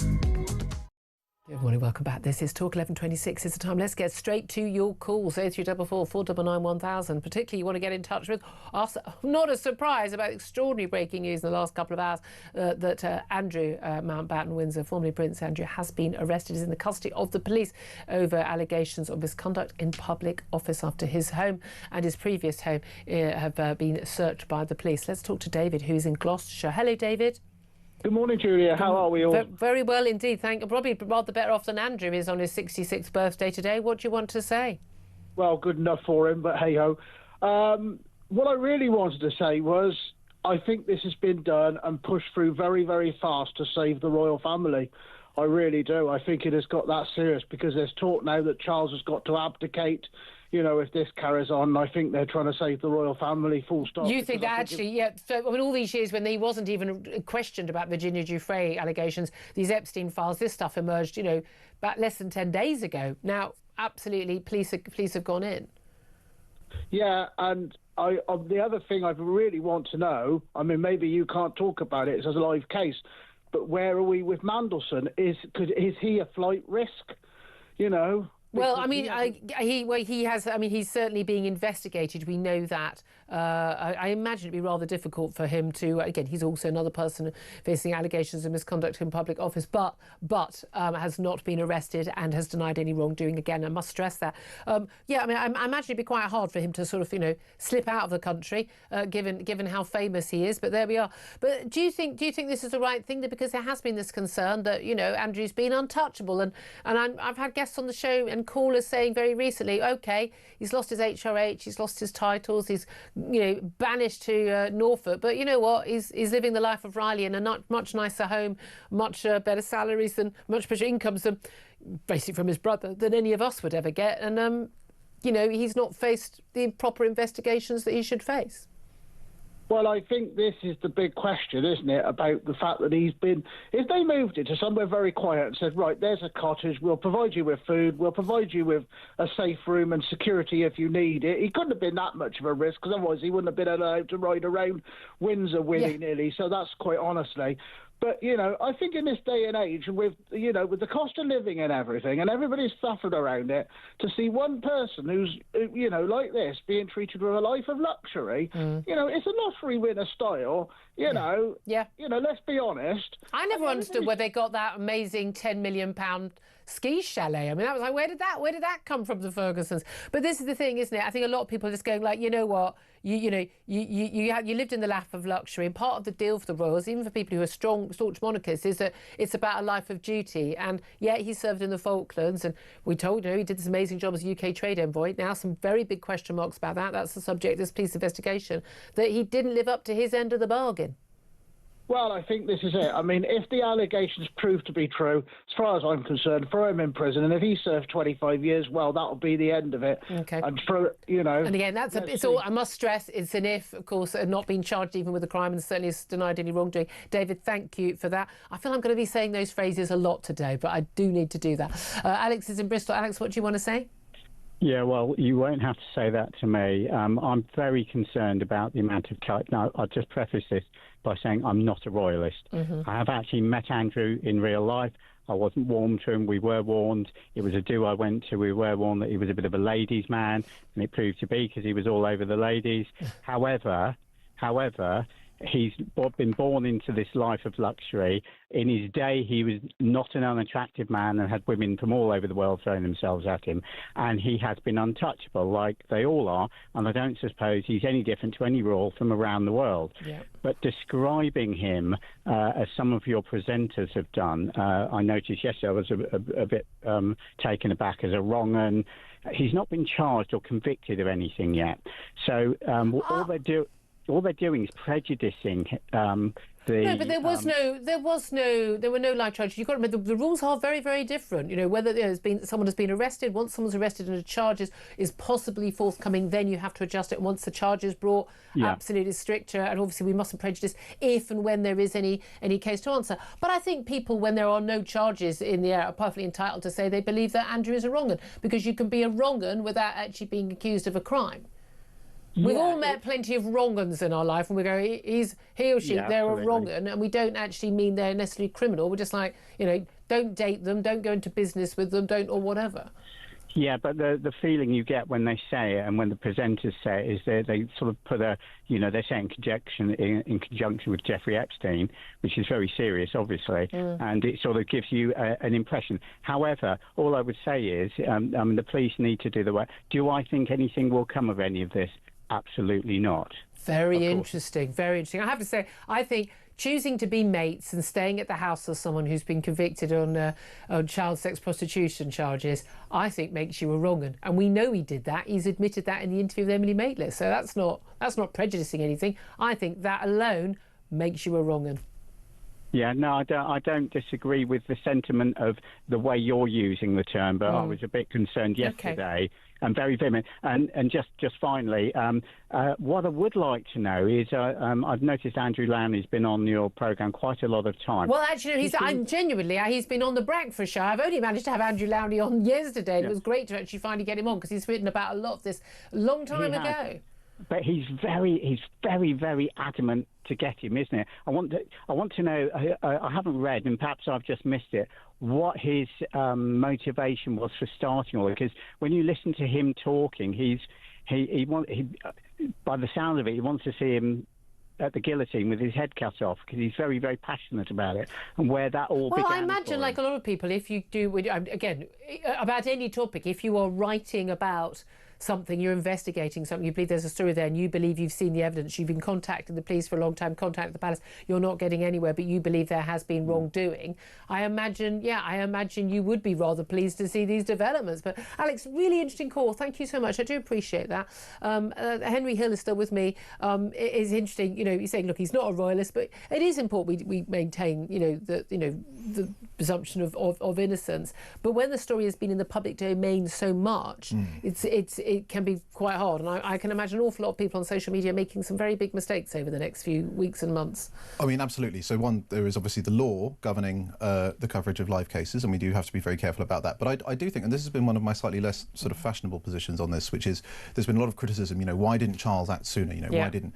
And especially in some Republican quarters, I think in the New Statesman there was an article where they said essentially, why is it that he's only been stripped of his royal titles? Why hasn't Charles? And it's like, well, How much more can you do? The king doesn't actually have the ability to impose criminal sanctions on people at will, or force him to go and testify, and it does matter that he's not been convicted of anything. Yeah, right? It absolutely does. And I think a lot of people just assume that the Giuffre allegations would stand up. They've never been tested in court. That's a very, very good point. 11:34 is the time. We're going to take a quick break. Up next, we are going to talk to the former royal editor of The Sun, that's Charlie Ray. We're also going to be talking to Lord Dannatt, former head of the British Army, about how much we should be spending on defence, and what does he make of that latest Chagos Islands development from Donald Trump. That's all coming up. Stay tuned. This is Talk.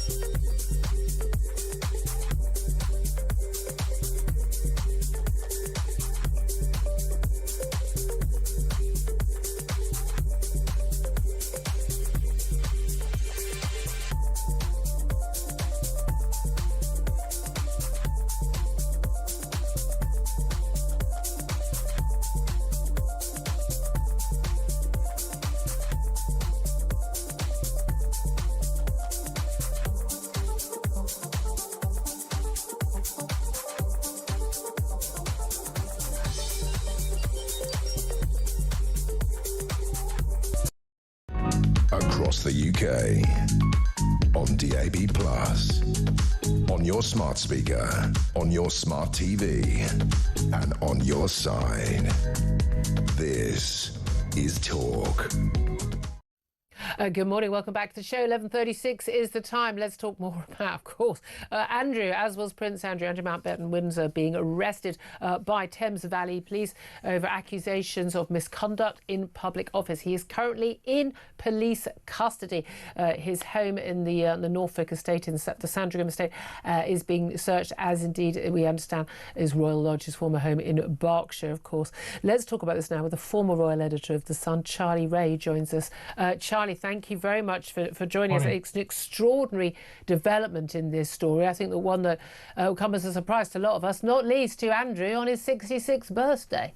Well, yes, if he thought the old Bill were just turning up with a cake, he had another thing coming. There certainly won't be a file to get out of jail quickly on this one. But yeah, absolutely extraordinary what's happened today. Very serious allegations have been lodged against him.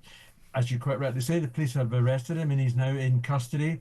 He's going to have a lot of answers to an awful lot of questions. And it won't be just Emily Maitlis in that Newsnight interview. These will be guys who will be really, probing exactly what he did, when he did it and how he did it. Yeah. And they've got well, we think they've got certain pieces of evidence because there are emails which suggest that he gave away certain secrets, confidential matters, allegedly. Yeah, and again, it is. We must stress that he has denied any wrongdoing, and of course, it all depends on whether these documents contained in the Epstein files are genuine. And of course, there's quite a high bar for misconduct in public office in terms of your intentions when you do so. I mean, you know, the various different defences to that. Let's just go back a bit though, because look, I've known you for many years. When I was a news reporter, we'd be out on the beat, on the doorsteps, and like you were a royal editor, you were a royal reporter for far too long, far longer than we can remember. You got close to the Queen used to come over and say hello to you, the King, William and Kate, they know who you are. They chatted with you. You know these people. Your dealings with Andrew, when he was Prince Andrew, he always had a reputation. There was Randy Andy, there was reputations, with the women. There was also, there was a time when he was a war hero when he had fought in the Falklands, but also when he was a UK trade envoy, and that's what these allegations relate to. That he was basically, having a nice time, swanning around the world, being very arrogant and rude to people, playing golf at our expense. What was the Andrew that you met? What was he like? What is he like? Well, I met him several times, interviewed him a couple of times for, he was the patron of the NSPCC, if I remember, one of their campaigns, and I interviewed him then. He was always an arrogant man, Julia. There was, when I've met other members of the royal family, it's always been, after you go through the formalities of ma'am and everything else, it's always been, happy conversations. You could have a laugh and a giggle with him. There was nothing like that with Andrew. I mean, he made it clear to you, I am a prince of the realm and you are well below my standing. Yep. Let's not forget that, So he was always a very difficult. There's always just two types of roles. There's the Andrew ones who want to make it clear that they've got a royal position and you should remember who they are. And then there's the others. Yes, you remember, there's respect and everything else, but they do come across as actually got some sort of humanity. And, a bit, I like you, Julia, I like people who enjoy life. I like people who have a giggle and a laugh with you and, talk to you properly. Yeah. And well, I don't like being talked down to, that's for sure. No, I'm like you. He didn't actually talk down to me, but I wasn't exactly comfortable in his company because I just knew he was a bit. Well, not a bit arrogant. He was more. Yeah, I mean, this is something I've heard from many people who have had dealings with him. There's the thing about these allegations, of course. These are allegations contained in the Epstein files, and again, they're denying of any wrongdoing. But a lot of people might be wondering, well, hold on a minute. There've been allegations against this man for a very, very long time. Sure. Police never even bothered to investigate after the allegations for Virginia Giuffre. Now, my guest Henry Hill is pointing out that these things have never been tested in court, even in the civil case that was brought by Virginia Giuffre in the States. There was a payoff. There was a non-disclosure agreement, all of that. Well, certain amounts of non-disclosure, an awful lot's gone in her books, but she sadly is no longer here, having taken her own life, as many victims of abuse, and we know she was a victim of Jeffrey Epstein, do sadly do. But a lot of people wondering, like, well, how come it's these allegations contained in emails about misconduct in public office that have seen the first arrest of this man, rather than him ever being questioned over goodness knows how many years, the best part of a decade, over the allegations of wrongdoing in relation to young women and girls? Well, this has surprised me as well, Julia. I cannot understand why the police did not at least speak to Andrew about the allegations made by Virginia Giuffre. There wasn't anything the police here could do about allegations that were in the States, because that's a different organisation completely. But she was claiming that she was trafficked to London to be with the prince. Now that surely is something that can be challenged, as well as what did the bodyguards actually know? Did they turn a blind eye? They had. I think the Met actually had a cursory look at one of the bodyguards and said, "Well, there's nothing here. Move on." Well, that's not good enough. But that was a specific allegation, again contained in leaked Epstein files, that Andrew had said to one of his bodyguards, or written to him, saying, can you dig up some dirt on Virginia Giuffre? Now, simply asking that would be misconduct in public office. A police officer then doing that would absolutely be misconduct in public office by by that officer, but we've had no investigation. How that poor officer was supposed to try and work out something that was, you know, a United States Social Security number, everything's based in the net. How are you supposed to work that out from Windsor? I mean, it's an impossible. One can only think, well, he clearly didn't do it, because how could he possibly do it? But they still need to have a look at. I mean, there are, in one of the emails, I think it quite clearly states from Epstein that 2 of Andrew's bodyguards were actually with him at that house in New York. Yeah. Now, unless they were walking around blindfolded and cotton wool stuck in their ears, they must have seen something or other. They may not have been in the same room as Andrew and whoever else he was. And we've got the same on the island, and we've got testimony from staff and indeed from many others who've been on that island, and some of the young women who were victims. You know, it was just, you know, it was impossible to ignore. Again, lots of questions to answer, but this is something that we've discussed with Di Davies, who you had on the show earlier, former head of Royal Protection, and indeed Diggy Arbiter, who was press secretary to the late Queen, and he's coming on the show later. And they both said in recent months, you know, look, and Andrew Lowney, the royal author as well, you know, the idea that this information was known by Royal Protection officers, that it didn't go to senior, you know, Met officers, that it didn't go up the chain of command in Buckingham Palace, that the Queen's, you know, most, you know, political, you know, private secretary didn't know, that the then Prince of Wales, now King Charles's senior staff didn't know, and that they didn't know, is questionable. Do you think there are now issues for the monarchy as a whole, and does this arrest perhaps help King Charles, or does it hurt him, because the damage is being done to the royal institution, but there's also an element where people are going, no one's above the law?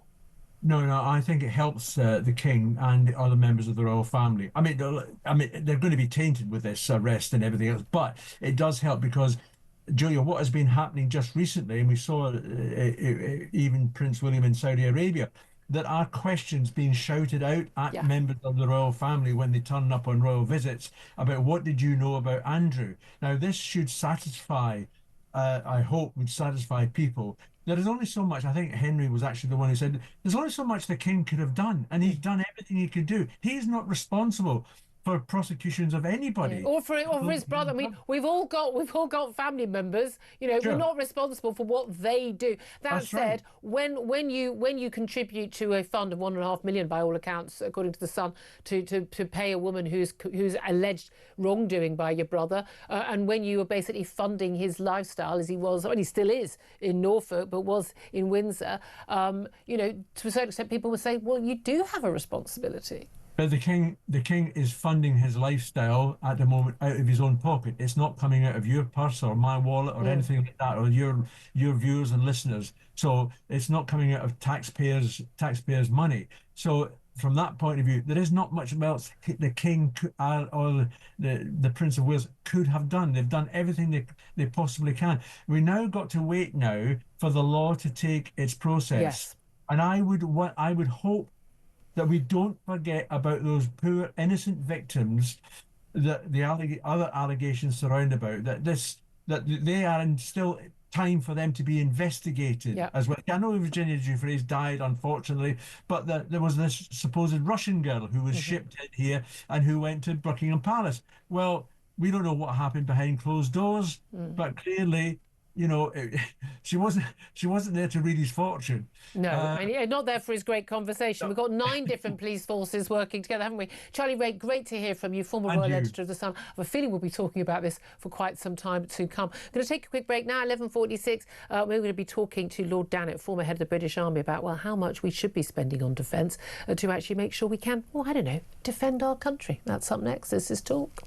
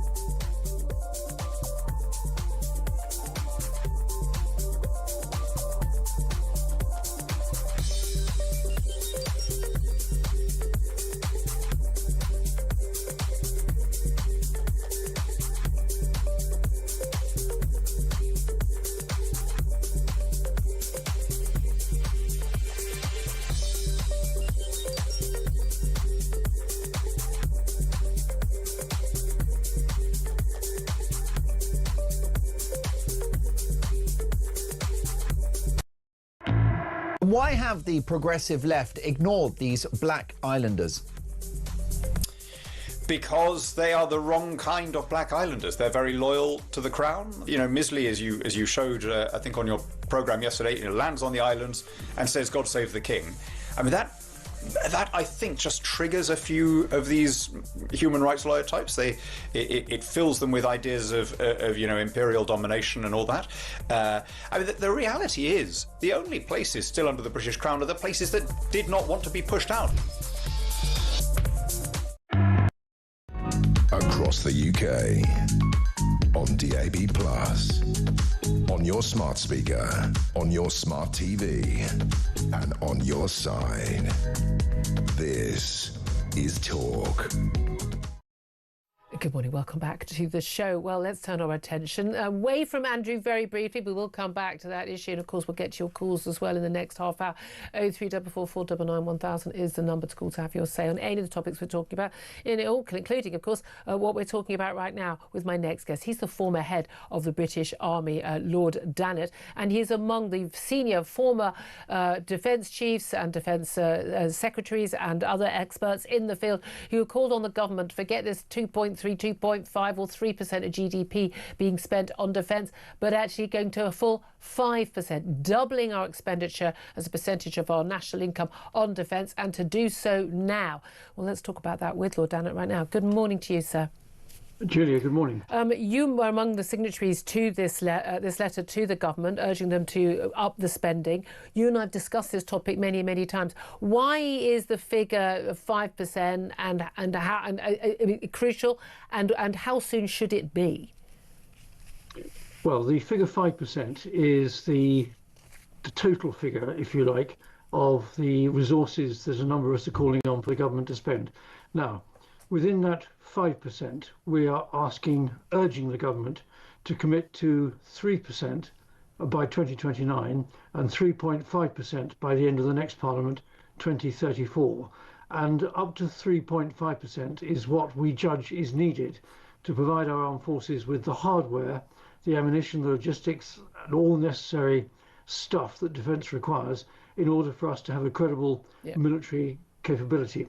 Now, the other 1.5% are additional things that we believe that this government needs to do to increase our overall national resilience. Now, some of that can be rather unusual things, like making certain bridges strong enough for main battle tanks to cross over. Not quite such an important subject in this country, but overall resilience would take up that other 1.5%. Right. But the really critical thing, and this is the really critical thing, is the government needs to announce now how it's going to, over the next few years, get us to 3% by 2029 and 3.5% by 2034. Yeah. And why that's so important is that British industry will fire itself up.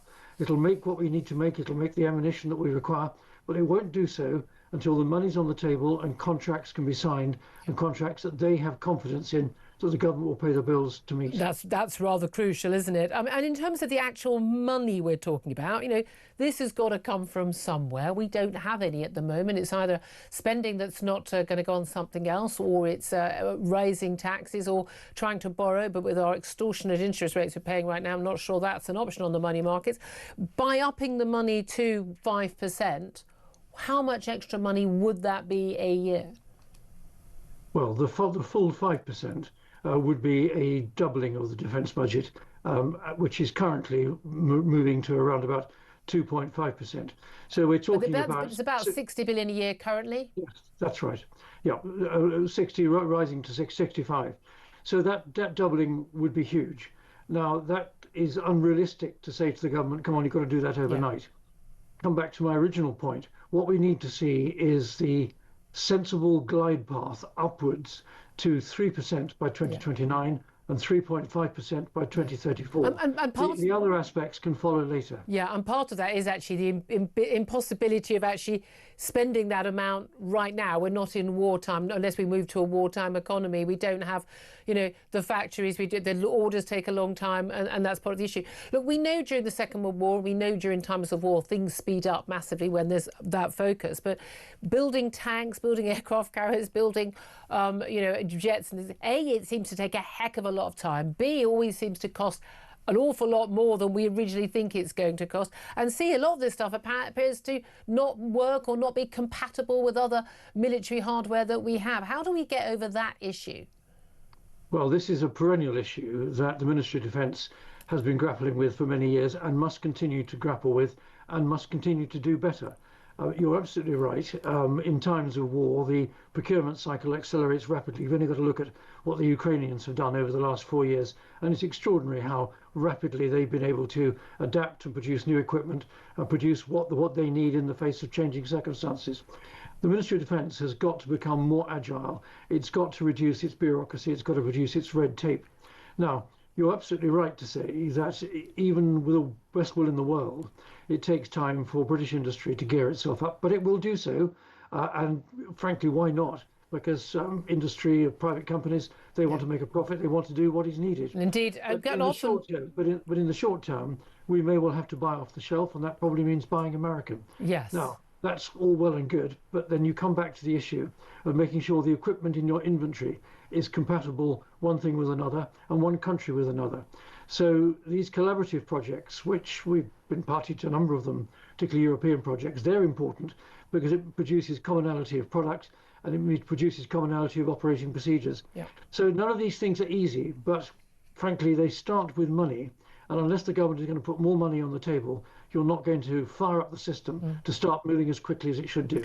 And it's in the face of Putin's Russia, frankly, the need is urgent and it's got to be met. And this thing, we're often called warmongers when we talk about this. One thing I've been very sure of over the years, whenever I talk to people like you who've faced the reality of war, is definitely not warmongers, because you know the full horror of what it is like on the battlefield for our men and women. But this is the thing, isn't it? Like, you know, if we build up our military, and if our allies do so as well, the less likely it is we will have to use them. But in this letter, it talks about Britain facing a 1936 moment because of the context of Russian aggression, the US sort of pulling away from NATO and the return of Islamic State. What do you mean by a 1936 moment? Well, put it this way, Julia. In 1935, we were spending just less than 3% of GDP on defence, and we failed to either deter or appease Hitler. When the war had broken out because our deterrence had failed, the 3% shot up to 19%. And in 1940, when we were fighting for our very lives, it went to 46%. Those figures are the horrendous costs of fighting a war. Yeah. How much better, and this is the argument, to learn the lessons of history, to learn the lessons of what didn't happen in the mid to late 1930s, apply those lessons now, spend what needs to be spent now to deter future aggression, so that the next generation of young men and women doesn't have to fight the bloody battles that my father's and grandfather's generation fought in the First and Second World War. Absolutely. Can I ask you also about the significance of the strategic position of the Diego Garcia military base on the Chagos Islands in the middle of the Indian Ocean? We've had Donald Trump's view, or it seems the American view seems to change with the wind, but now it's currently saying that it's a very bad idea for Keir Starmer to give away the Chagos Islands and then lease back the Diego Garcia military base from Mauritius. Do you think Trump this week is right or Trump last week is right? Well, what is important is that base on Diego Garcia, which is nominally British owned and run, but actually very much for the benefit of the Americans, that base remains available. It's critical to the United States' stance in the Indo-Pacific, and it may well be, as Donald Trump is saying, they want to use it as a base if they find that they need to take action against Iran. The important thing is that base remains available. Now, previous government and the present government thought that probably the best way to ensure that was to do some kind of deal with Mauritius and lease the base back. But frankly, what we're understanding is that in sort of human rights terms, that's the ideal thing to do, but it's probably not that necessary. And frankly, when resources are constrained, I think dumping this deal and let the status quo continue, ride any human rights complaints that there might be, and use the money that otherwise would be spent on this increasingly odd-looking deal, spend that on our overall defence capability, and we're making better use of our money. Absolutely. I don't even think there's a human rights case. There we are. Just finally, I must ask you about... but that's a very different argument, isn't it, from the one that we've certainly had from the government. Just ask you just very briefly about obviously the breaking news story this morning about Andrew Mountbatten-Windsor, who has been arrested, is currently in custody of the police, facing accusations of misconduct in public office when he was a UK trade envoy. Now, obviously, he's denied any wrongdoing. No charges have been brought. He is an ex-military man. There was a time when this man was considered, a war hero from the Falklands War. He'd done his time. He'd done his duty in the military. Your reaction, if you would, to the news of his arrest?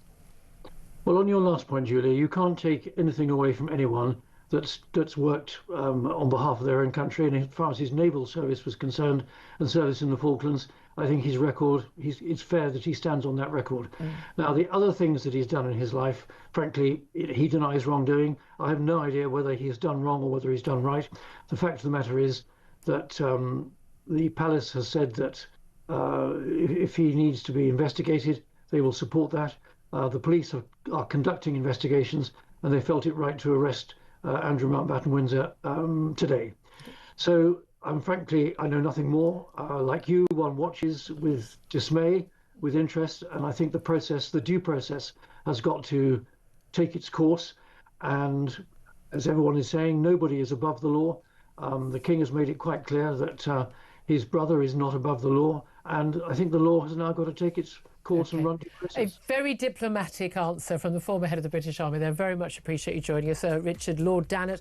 Thank you very much indeed. I'll get Henry Hill's response to what he had to say about our defences and indeed the Chagos Islands up next. But also talk about Chagos Islands with someone who's talked about this quite an awful lot and has actually been at in America and in Washington, and may indeed have actually been party to why Donald Trump has changed his stance on that Diego Garcia base. We'll talk to Sir Ian Duncan-Smith and, of course, more on the extraordinary revelations that Andrew Mountbatten-Windsor has been arrested by the police. This is Talk.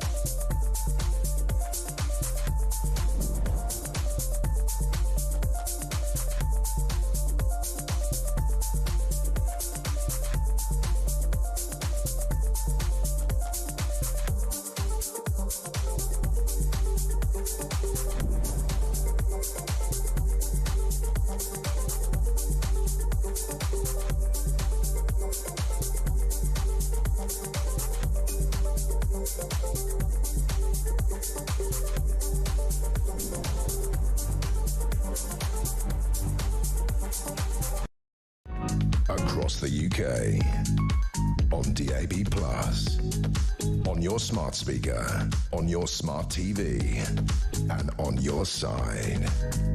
This is Talk.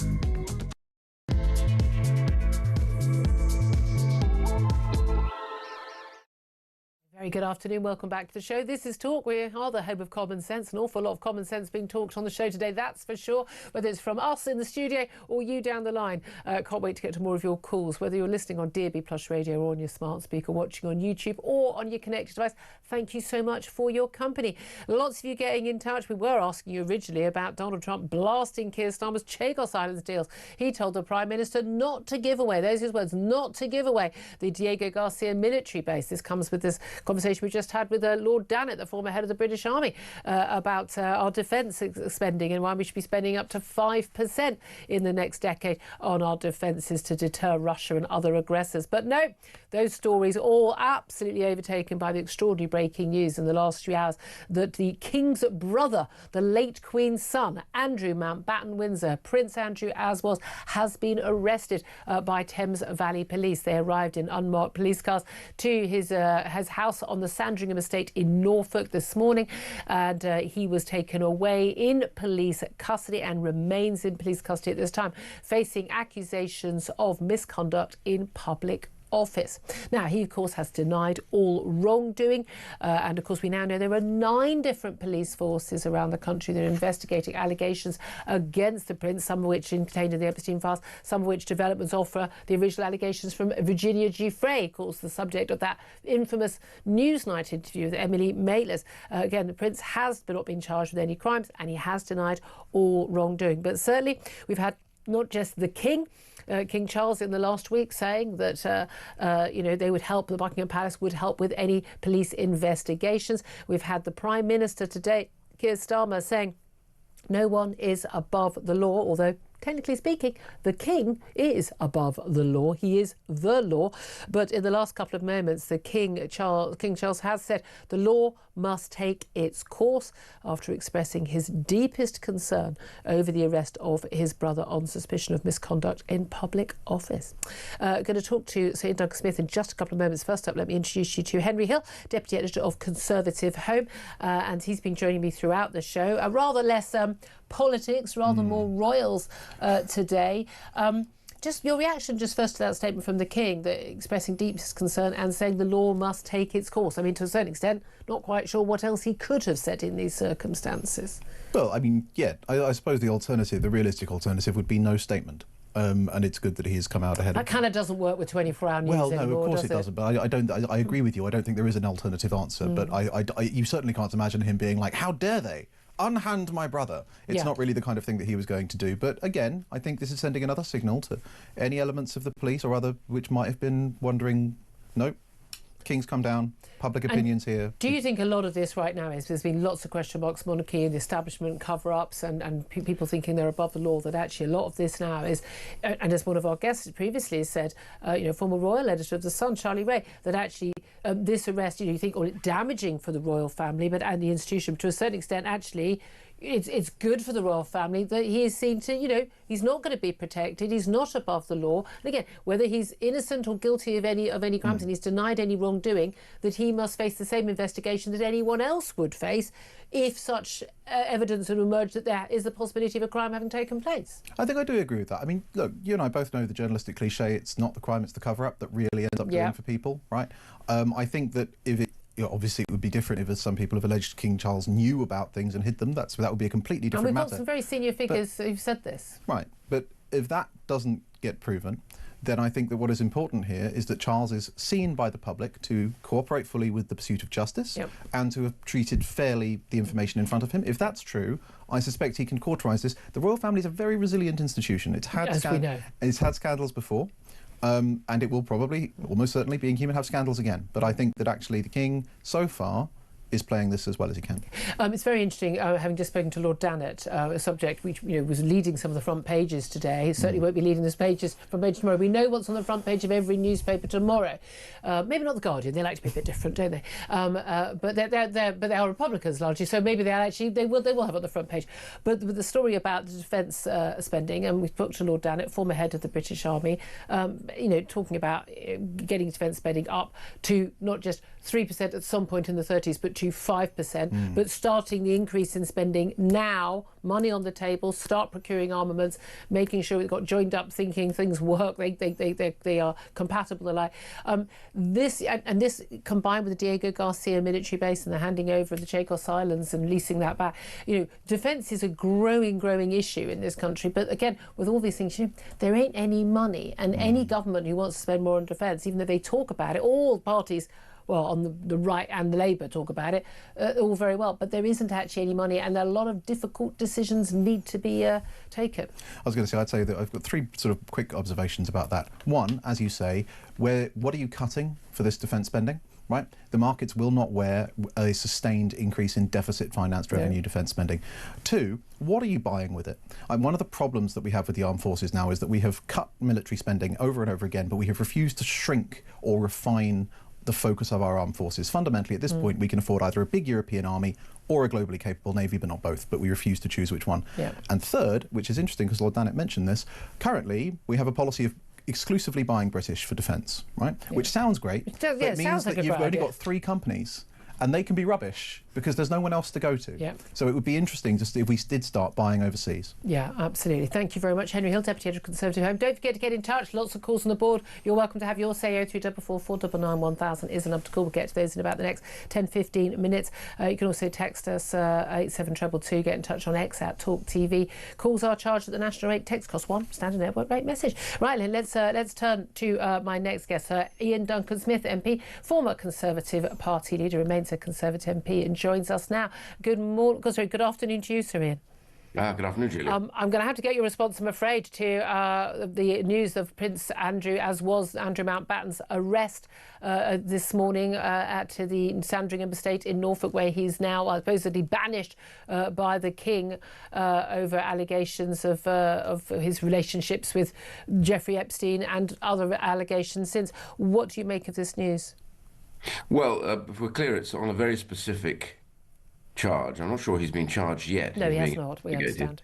So that's important. Also, secondly, it's on abuse in a public office. That is to say, that did he or did he not pass sensitive information across to others, and that's the charge. It's not a charge related to the abuse of women. And all the other main stuff which is going on at the moment. So we just want to be very clear what he's actually being arrested and investigated for specifically by the British, by that particular police force. I think, as everybody else has said, if there is an answer to be found on this, then we should find it. If it's a matter of prosecuting him as an individual citizen, the answer is he has to be. There's no question about it, if there is evidence. And the question is always, will there and is there enough evidence to say that there has been an offence committed? And therefore, that's why it's always difficult to speculate thereafter. I just simply say the court, it must take its course. Yeah, well, you echo the words of the King. I must just read, if you don't mind, the full statement from the Buckingham Palace, his statement from King Charles of the arrest of his brother Andrew Mountbatten-Windsor. He said, "I have learned with the deepest concern the news about Andrew Mountbatten-Windsor and suspicion of misconduct in public office. What now follows is the full, fair and proper process by which this issue is investigated in the appropriate manner and by the appropriate authorities.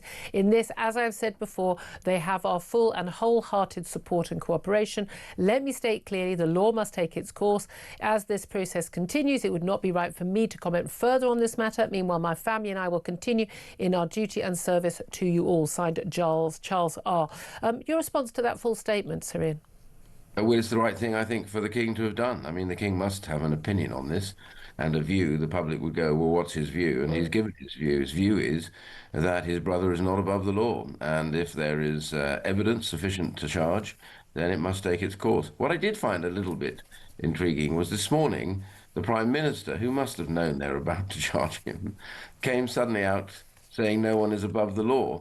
And I found that, was that meant to be gaining him credibility for having said something positive ahead of the news? I must say, I found that. I don't know whether, I think he may have been asked that question.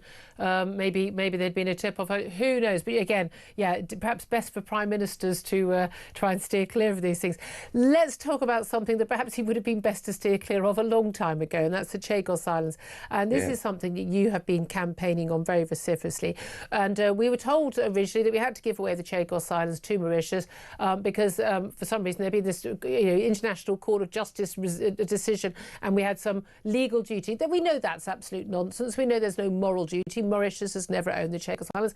We've talked about this many times. There's been this big concern about not just giving away these Chagos Islands, but crucially leasing back the Diego Garcia military base used by both UK and US military for huge sums of money, some £35 billion of taxpayers' money in total. We were told by the Prime Minister he wouldn't go ahead with this if the White House, if America did not support it. America initially did, the State Department did.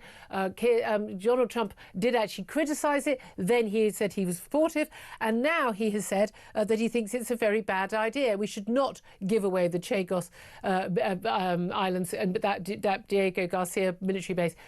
Do you think we are going to or not? And has what Donald Trump said made any difference? Well, I was in Washington a week and a half ago, and I talked to a lot of people involved in the process here. And what was interesting was, I think, they were, misled by certain issues not being raised. And for example, if you watch President Trump over the period of time since he got elected, he's been tentative about this because he's going on what the British government had assured him of and reassured him. And even people quote the last statement he made, in which he said it seems to be it's the best thing, the best deal they could get, yes. But then he went on to say, if it doesn't work, we're going to take over the islands. Now, that doesn't sound to me like a man who's fully assured that this is the right thing to do. And of course, he's right to say tenancies and like this in countries do not work. Have a look at Hong Kong. Exactly. We had a full legal tenancy agreement in which we and the Chinese government had set out the limitations, etc. They trashed it arbitrarily, got rid of it, put their own law in place, and have been arresting people who were Hong Kong citizens, came under our control, and arresting them and torturing them, and Jimmy Lai is but a terrible... And also, 100 years seems like a really long time, but it'll go by very quickly, and we'll still need that and it wouldn't base. take them 2 minutes to say, terribly sorry, but we've decided we don't like the treaty, so what we're going to do is just take back the land that we say is ours. And Diego Garcia, well, you're not welcome here anymore. And all of that makes it very strange. And of course, you said earlier on, and this is the point I tried to make to colleagues in the USA, there is not a single legal problem here that makes us have to take this decision. So, for example, we are outside the ICJ, International Court of Justice, when it comes to Commonwealth matters. Full stop. Before we signed up to it, which I believe we shouldn't have done, but when we signed up to it, we had one exemption, not for Commonwealth matters, full stop. That means theirs was not a ruling, it was an advisory position. That's all they could do. Why do you think this government is so hell-bent on this? Because we know, the Prime Minister's big mate, the Attorney General, Lord Hermer, another big human rights lawyer and friend of his, Philippe Sands, have been involved in this on behalf of the Mauritian government, and large sums of money may have been paid in fees on this. But there's no moral case, there's no legal case, there's no diplomatic case, there's no defence case. Why on earth is this sort of, the hill, or, the archipelago that Keir Starmer will die on for his premiership when no one else seems to think it's a good idea? Well, because I think there are two problems here. First of all, the Gang of Three, who have worked together previously before Keir Starmer was a politician, and they were prosecuting British soldiers coming back from Afghanistan and Iran, working with that disgraced lawyer, China. So their view about these things is they go for anybody and anything on the human rights issue. And the second bit of it, I think, which has infected quite a lot of our politics, is that we decide that any decision made by an external body, whether it's the Convention of Human Rights, the court, or whether it's the United Nations, is absolute. And we have to obey everything to do with it. This is bonkers, but it's infected the nature of this. And so I think this is what's gone on, plus the fact that, of course, Philippe Sands and others are going to stand to make quite a significant amount of money out of this, it has to be said. And we were about to pay taxpayer money of nearly 35 billion. So I say to taxpayers who may be watching this, did you get a vote on this? Nope. You asked about whether or not they can give away 35 billion. This is a government that's struggling to find any money for anything at the moment, including defence, but somehow they're okay to find 35 billion, not to buy something off somebody, but to give it to them when they hand over this stuff absolutely for nothing. I couldn't, just a bad deal. Trump is right about that, but it's also a wrong deal legally and in moral terms. What they should have done, and this is what they said all along, and I was opposed to this way back, even when the last government looked at this, I said, don't do it. And that's why Cameron said no. But the interesting thing about it really is when you look back through the whole of this, there is one thing that we needed to sort. The Chagosians had been moved off the islands in 1966. The right thing to do was to bring them back, let them have their homes again, give them some money, by the way, an awful lot less than the 35 billion to help out, and let them look after their domestic affairs. They want to be British citizens, and we would keep sovereignty. After all, Mauritius never had any No, direct... exactly. It is just not It's only because we set up an administration centre in Mauritius after we'd beaten the French and taken it over. What do you make of the... I mean, people are just querying. I mean, it's just quite bizarre that these Chagosians, led by the island's elected First Minister, Misli Mandarin, they arrived on the archipelago. He arrived there with his father and two other islanders who'd vowed they won't leave. Within 24 hours, a British gunboat has turned up, patrol boat, and has basically said, right, you're off, we're going to arrest you, you're going to be thrown off the island. A lot of people are saying, how can we do that on the other side of the world in the Indian Ocean with people who arrive on an island we don't think should be there, although they've got perfect legal right to be there? When we can't do it with people who've arrived on the small boats across the Channel from France. It shows you how absurd this government has become. Our priorities are not to defend our British citizens. They are to enforce a ridiculous position on some people that are on an island, by the way, who are Chagosians for the most part and have every right, you could argue, to be there. So the answer to that is, wind it up, will you, for God's sake. Just do a deal now which says to the Chagosians, you're welcome back. Indeed. You're welcome back. You'll have to look after yourselves. We'll help you a bit with that. Your domestic affairs will be your own, but we'll remain sovereign and you'll remain British citizens. You know what? They'd love that. Not all of them will want to go back, but some will, and they should have a right to do that. And the Americans won't complain. They don't have any problem with that at all. Yep. The people that will complain are the Mauritians, who won't be paid £35 billion just for the pleasure of taking back land they never had in the first place. And indicated, we didn't touch on in too much detail. Again, the key thing with Mauritius is that Mauritius are very much working hand in glove with the Chinese, who are hostile state. One of the reasons why we need these bases. Let me also bring on to, because this is a defence issue, and it's something you've spoken about an awful lot yourself, but we've had a letter to the government from numerous former defence chiefs and defence secretaries and the like. We spoke to Lord Dannatt, former head of the British Army, in the last 20 minutes or so, basically saying that we need to be upping our defence spending. Actually, the defence, rather different from what Lord Dannatt actually said, or he signed the letter, very clear about it being by 5%, not 3% sometime in the 30s, but 5% within 10 years, and on core defence spending, doubling what it is right now. We're looking at going from around the 60 billion mark to around the 120 billion mark. Do you endorse that? They're saying it's a 1936 moment that we're in right now. We need to spend the money now, or we'll have to spend a heck of a lot more in the future. I have said for some time now, and often been ignored, but I'm happy to carry on saying it, that we are now living in the most dangerous times that we ever did since the Second World War. Not since the ending of the Soviet Union, but the Second World War. The reason is we have been caught completely napping on this one. The totalitarian states of China, Russia, North Korea, and Iran are rising hard, and they work together. They're massively increasing their potency. China will overtake the US in naval vessels in about 1.5 to 2 years. Threats to Taiwan going on, threats to the east-west trade routes, another reason why we need to stay in Diego Garcia and in control of it. All of this is going on right in front of us, and the invasion of Ukraine with the brutality that's taking place. And Russia couldn't do it unless China had financed them for that, completely top to bottom. And all the others have helped them. So that is what we're dealing with, and it's growing. Instead of which, Trump was right about this. Europe has done absolutely nothing for so long, getting away with American spending and not UK and European spending. We have to reverse that. That's beginning to happen. But, 2.5 to 3% is not going to cut it. They are right.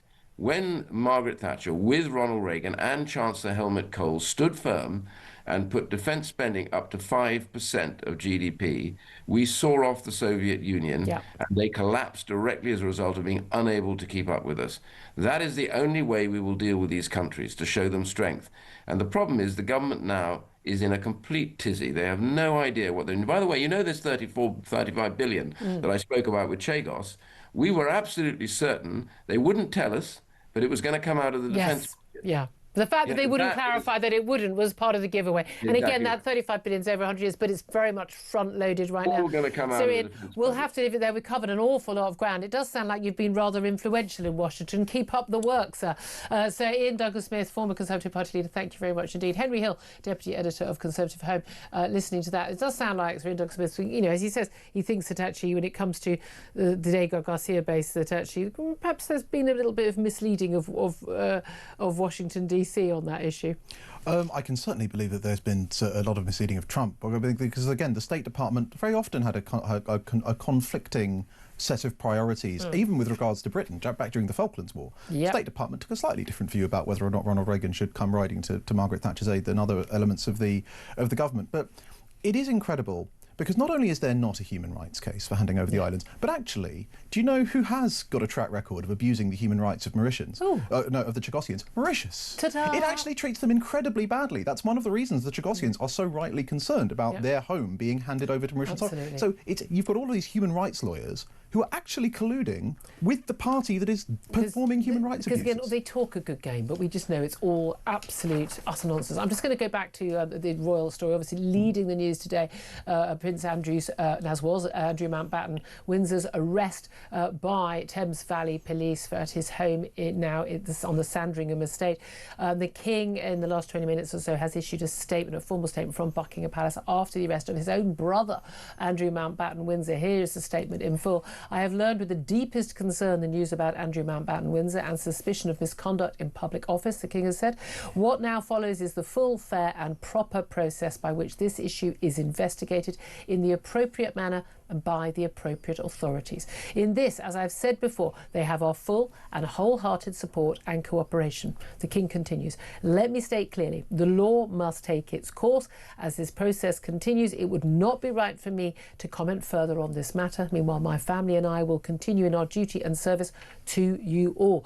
Love to hear your reactions to all of that. Do get in touch. Lots of calls on the board, 0344 499 1000. We'll get to your calls up next. This is Talk.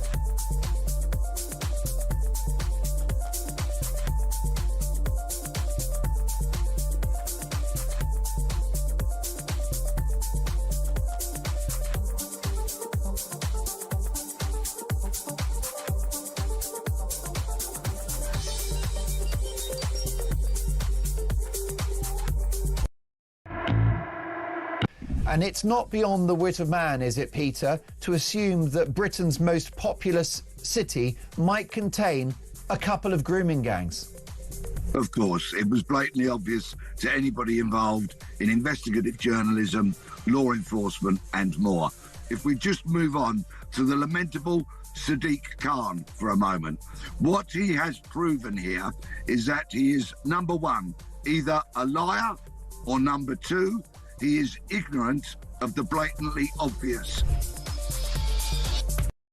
Across the UK, on DAB+, on your smart speaker, on your smart TV, and on your side.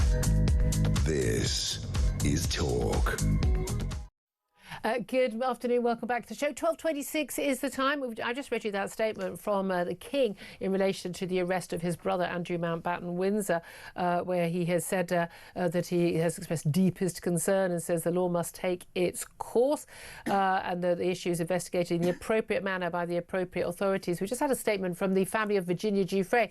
Of course, she is the woman who claims and has alleged that she was trafficked to have sex with Prince Andrew, as he then was, both in London and elsewhere when she was 17 years old. And the family, she's now sadly dead, but the family has issued a statement saying, today our broken hearts have been lifted at the news that no one is above the law, not even royalty. On behalf of our sister Virginia Roberts Giuffre, we extend our gratitude to the UK's Thames Valley Police for their investigation and arrest of Andrew Mountbatten-Windsor. He was never a prince, for survivors everywhere. Virginia did this for you. And that's from Sky and Amanda Roberts and Danny and Lynette Wilson. Very interesting statement there. Let's get to your calls right now.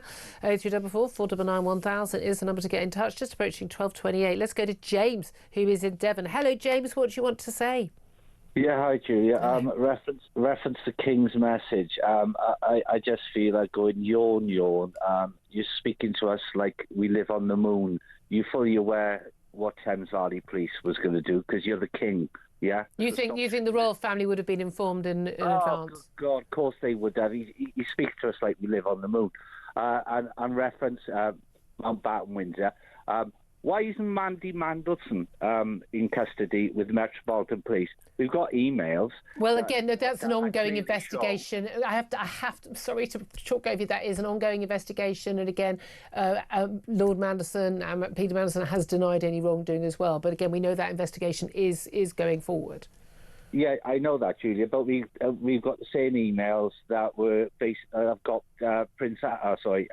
Andrew Mountbatten. There seems to be remarkably similar in terms of information being passed, and one by allegedly by a then business secretary, a minister of the Crown, and one by the UK trade envoy working for his own mother's government at the time. Absolutely right, but the one hasn't got any friends left, and the other one seems that there is still friends left.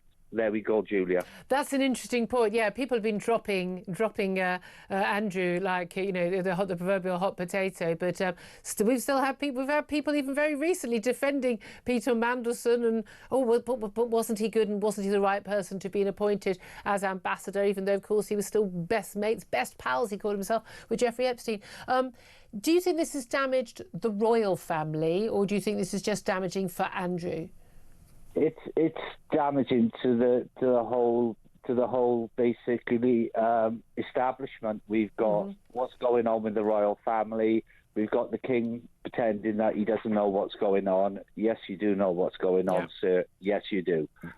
We've got what's going on with the government, but it just seems that one of them still got his title. So we got Lord Mandelson, still Lord Mandelson. Yeah. We've got Andrew stripped of his title. So we know where the friends still lie. They still lie with Mandy Mandelson. I think, again, it's because that Act of Parliament to strip the peerages, isn't it? I have to say, I've got pretty much no time for any of these titles anyway. I use them as a courtesy to people who feel strongly about them. I don't hold much by them. But thank you, James. Appreciate that call. Very cynical, not happy at all. Tracy is on the line in Northampton. Tracy, you want to have your say. What do you want to tell us? Absolutely. Good morning. Afternoon. Love the show.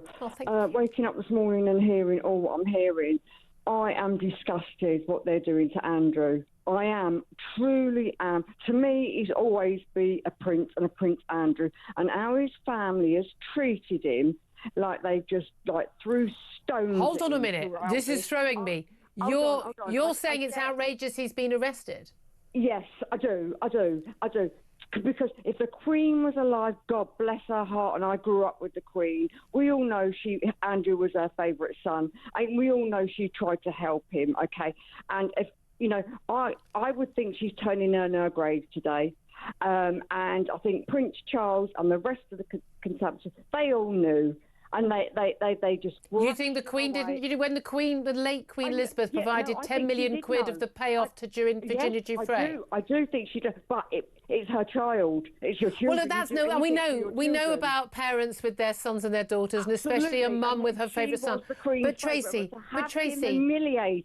humiliated like this, is wrong. They've already banished him into Norfolk to here, there. Have you seen the size of the house? It's not. I mean, I don't think it's what most people consider banishment. I mean, he's still in the country.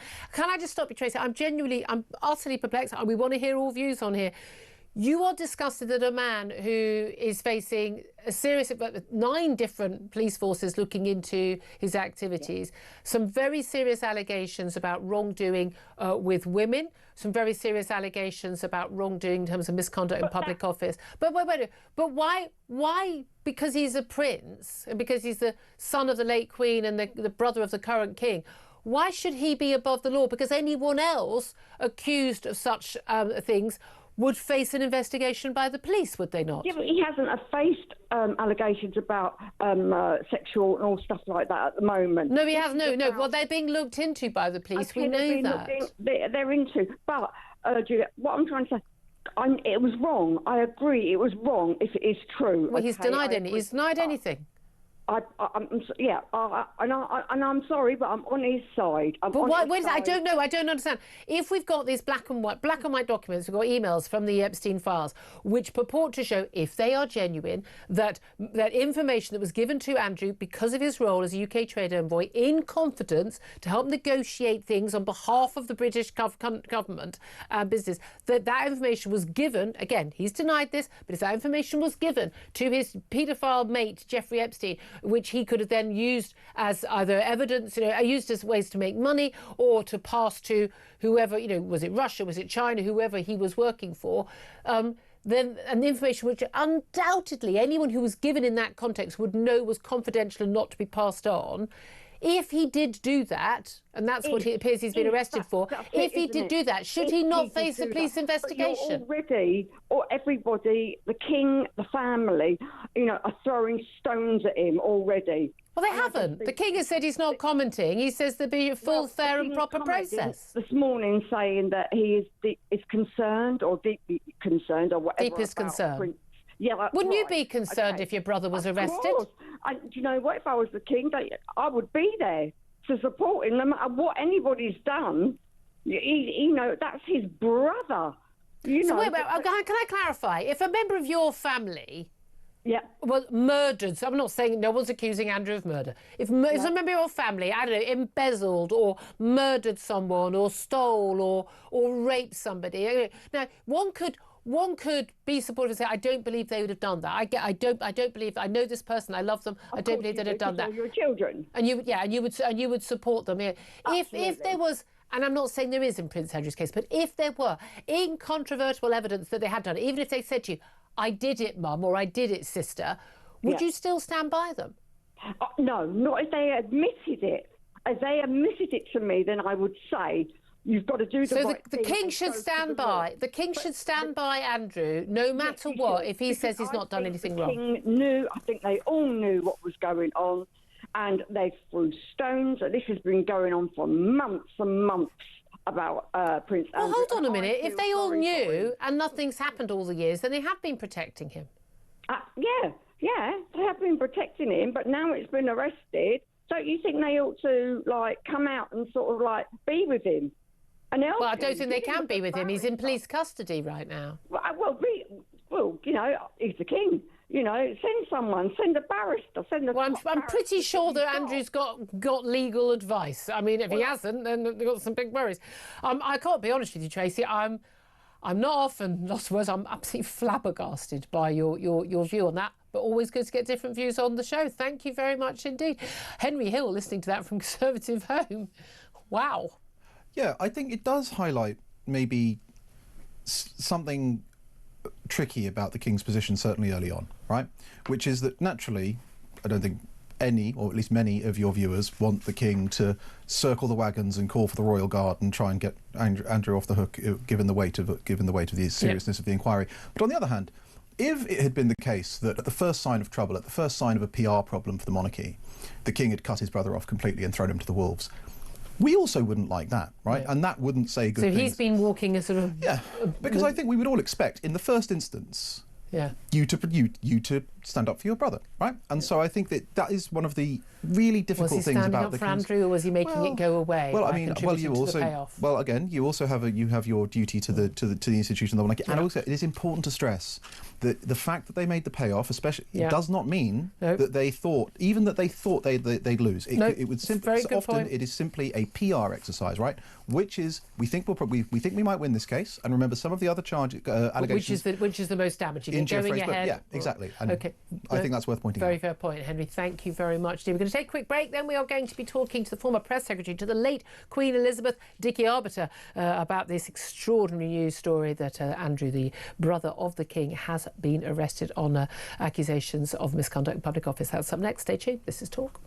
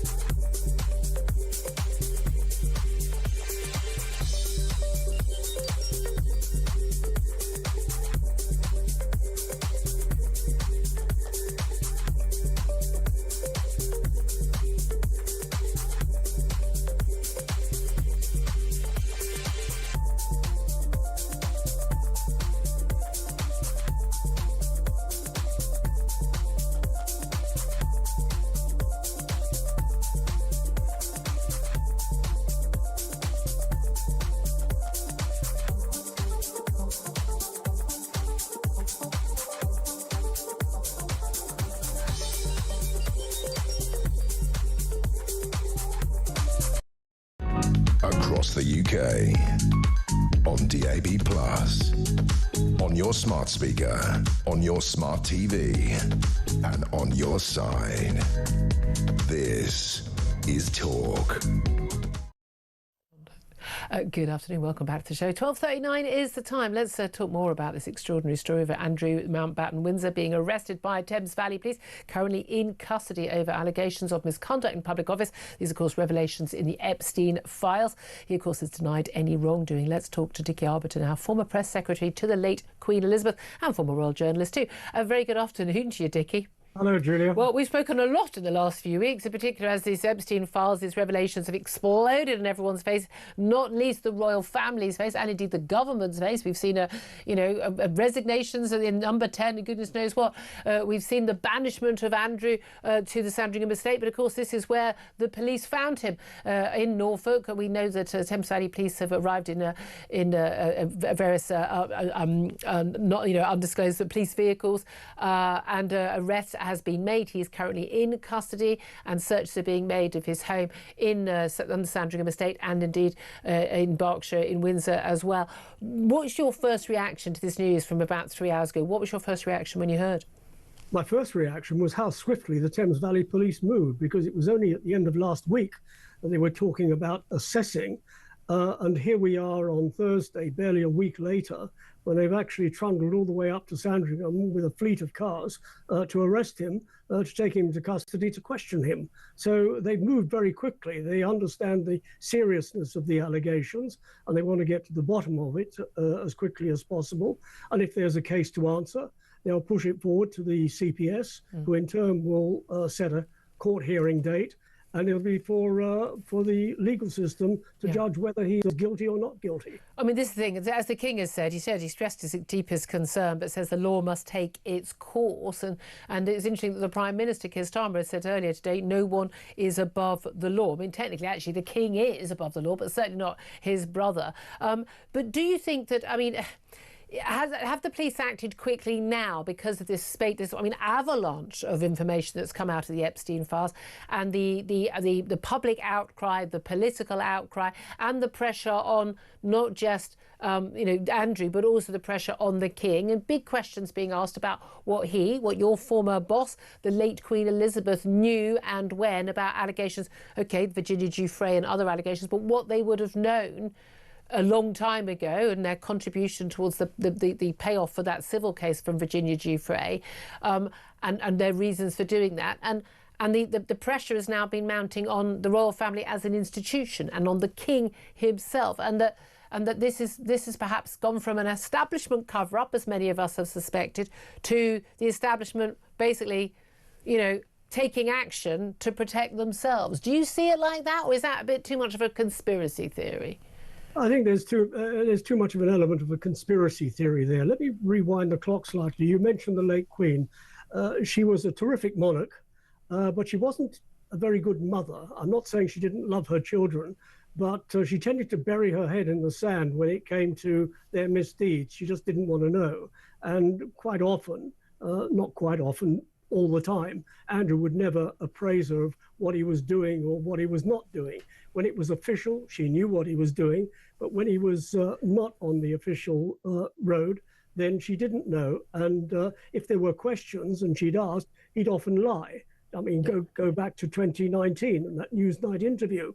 He probably told her he was doing a television interview, certainly wouldn't have told her what the content matter is, because alarm bells would have rung and she would have got somebody to stop it. So she wasn't very good on that score. As far as conspiracies are concerned, no, there's no conspiracy. People saying, well, why hasn't Charles come out sooner? It's all very well saying that, but you can only come out and say things when there is actually something to say. No, exactly. With the release of those Epstein files, there certainly was something to say, and he was very quick to say it. Today, he's also been very quick to say that the law must proceed on due process. There are various callers. I've been talking to other stations where callers have said, well, the King knew all about it. No, he didn't know all about it. One of the things the police do not do is inform the family that they're going to arrest one of their loved ones, because what they don't want is the loved one to get rid of stuff that the police might be looking for. One of our callers has also just suggested that the King would have known in advance that this would have... No, he didn't know in advance. He would have known probably when the cars were actually arriving in Sandringham, by which time it would have been too late to alert his brother, and he wouldn't have alerted his brother anyway, because one of the things that the King is, he does follow the due process of the law.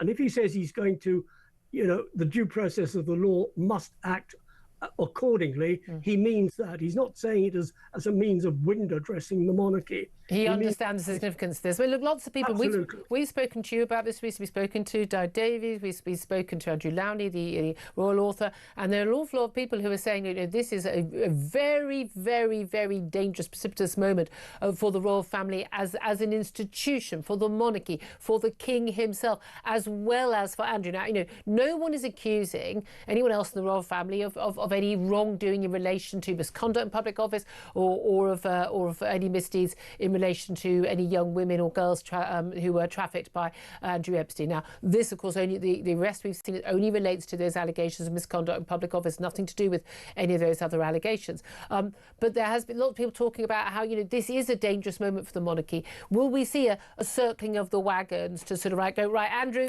we've already seen, no HRH, no title, you're out, go away quietly. You're too much damage. We've seen the statement from the King. We've got the Prince and Princess of Wales, William and Kate. We are, according to the Press Association, have said that they support the King's statement, and I think why wouldn't they? But is this now damage limitation? Damage limitation. The people are saying that the monarchy won't last, that it's damaging to the monarchy. Yeah. The monarchy as an institution is strong. Yeah. It's the individuals. No one individual is the monarchy. Yep. And no one individual can bring the monarchy down. Go back to 1936, and people thought, well, Edward VIII is abdicating. That's the end of the monarchy. It wasn't the end of the monarchy. Think in a slightly different way to 1992, during the Annus Horribilis. Yeah. People thought at the time, well, that's the end of the monarchy. It wasn't the end of the monarchy. The monarchy will survive. And there's no circling of the wagons, because if you're circling the wagons, you're circling to protect your own. Yeah. your own is actually in police custody. That's a very good point. And it is important to stress, and I've tried to make sure I've stressed it very, very, very, very, very boringly often in the last few hours, that we do need to stress that no charges have been brought and that people are innocent until proven guilty, if there were charges brought, and that Andrew has denied any wrongdoing. We would all expect the same treatment if this was happening to us. But I mean, you say, okay, this isn't about damage control. This, the monarchy as an institution survives. There have been some saying that if there were evidence that the king, when he was Prince Charles, was aware of Andrew's misdeeds, that it could actually get to a point where the outcry from the public, if there were misdeeds, I must stress, the outcry from the public would be such that he would be forced to abdicate. And remember, many, many years after the divorce with Diana, and certainly after her death, lots of talk about how the crown should pass a generation and go straight to Prince William, a much more popular figure. Do you think there's any possibility of that happening? I don't think there is any possibility of that happening. Let's sort of look at the royal family. Unlike you or I and our families, they're not like that. They don't live in each other's pockets. They don't entertain each other in each other's homes. The only time they really come together is at Christmas or at Easter, church service at Windsor Castle, St George's Chapel. They're not sociable animals amongst each other. They've got their own circle of friends. So in terms of circling the wagons, no, it's not going to happen. Protecting their own, Andrew has committed a misdeed, alleged that he's committed a misdeed. He's on his own. Yeah. The royal family will continue with what it's supposed to be doing and what it is doing today. Charles is out on an engagement this afternoon. Yeah. No doubt there'll be hecklers. The Queen is on an engagement. What's the time now? It's 10 to 1. She'll be on an engagement at 1 o'clock. There'll no doubt be hecklers there. They'll survive that. Okay, and they'll carry on. It's easy and flippant for me to say they'll carry on as normal. The problem is in police custody. Dickie Arbiter, former press secretary to the late Queen Elizabeth, thank you so much. Very quick response from Henry Hill to what Dickie Arbiter had to say. I mean, I largely agree. I think I agree with him. The monarchy, it often has moments of crisis, but it does tend to come through them because whatever the outlying elements of the royal family do, the absolute core, that pillar of the succession, which is absolutely essential, they have so far managed to remain above it. Yeah, yes, indeed. It's going to be very fascinating. Look, we've got another story to talk about coming up. Do stay tuned. 12:49 is the time. This is Talk.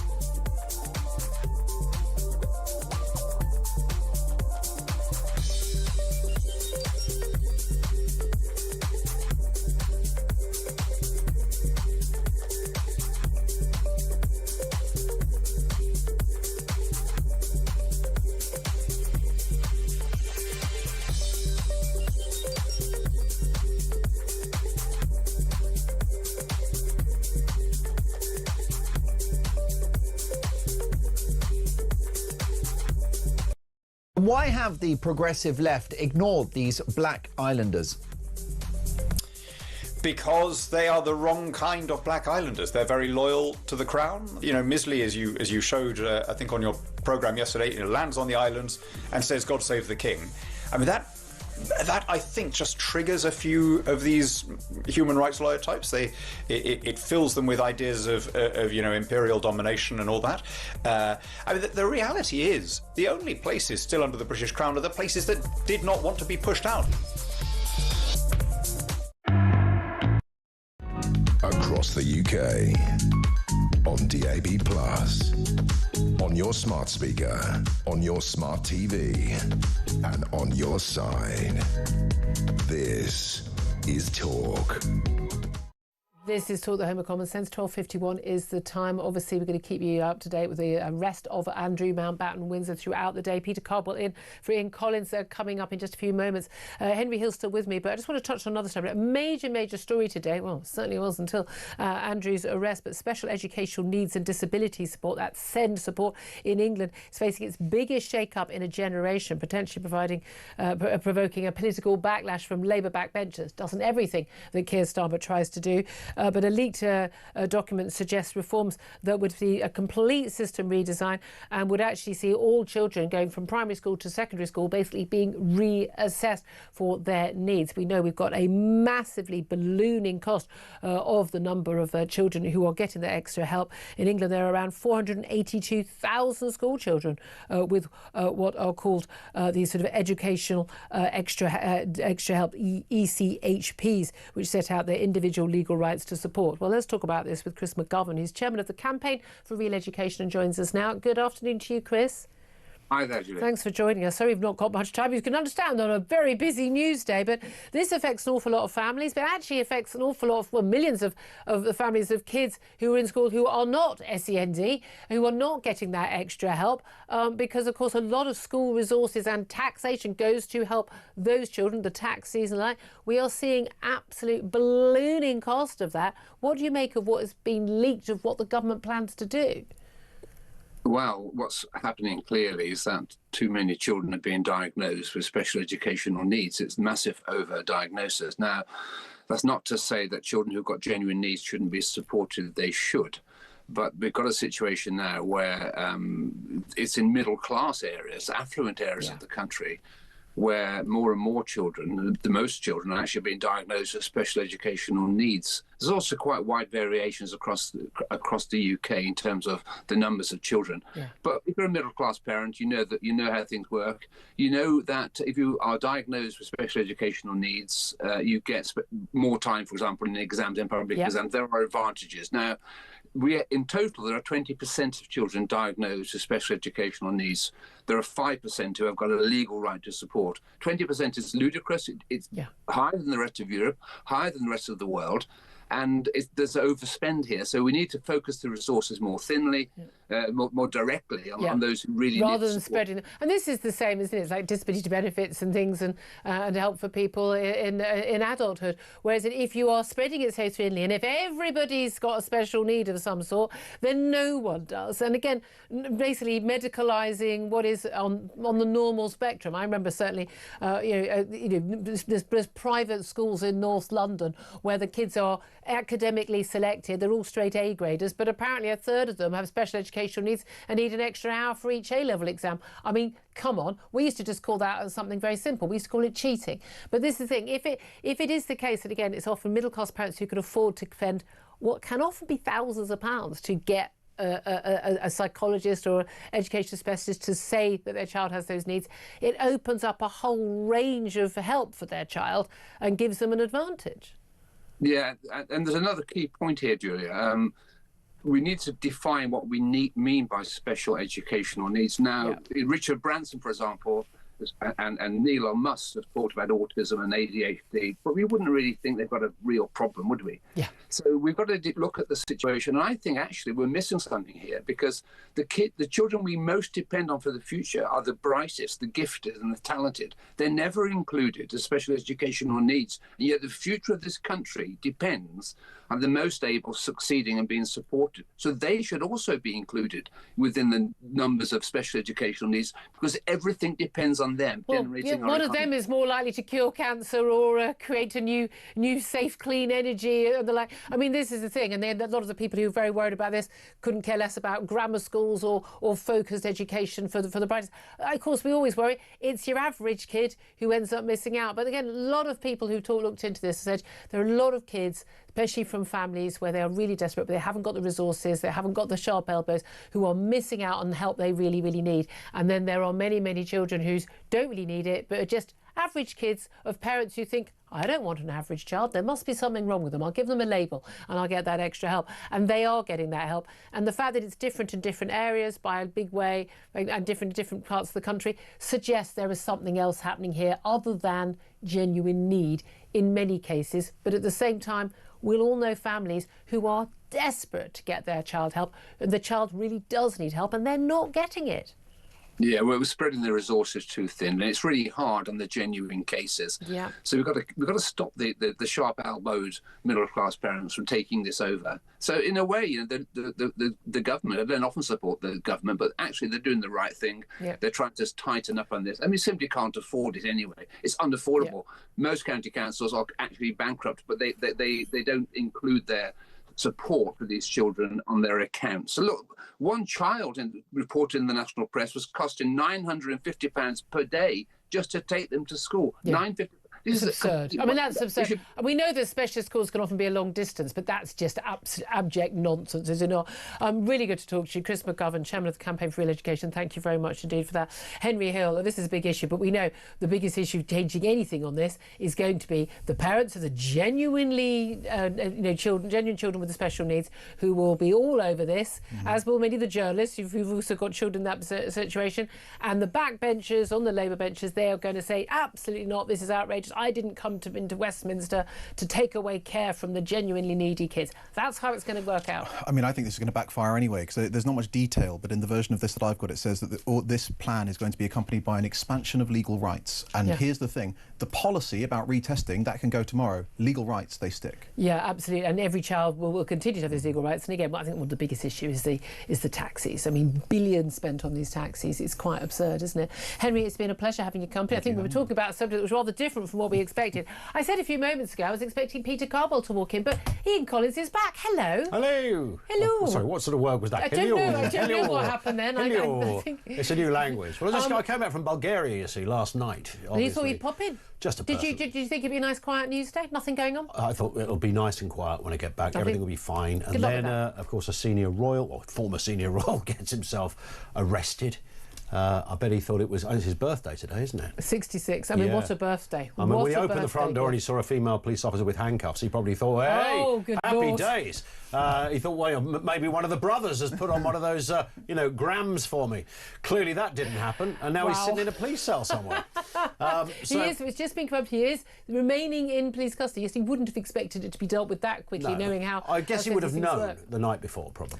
Well, apparently not. I mean, that's the question. Well, are people advised in advance of these things or not? But certainly it was a surprise to... known, I think. Well, this is it. Would this have been something that would have gone through... the authorities, like, look, just FYI, this is going to happen. A lot of people say, this has actually moved very quickly for the police. But of course, this is on the issue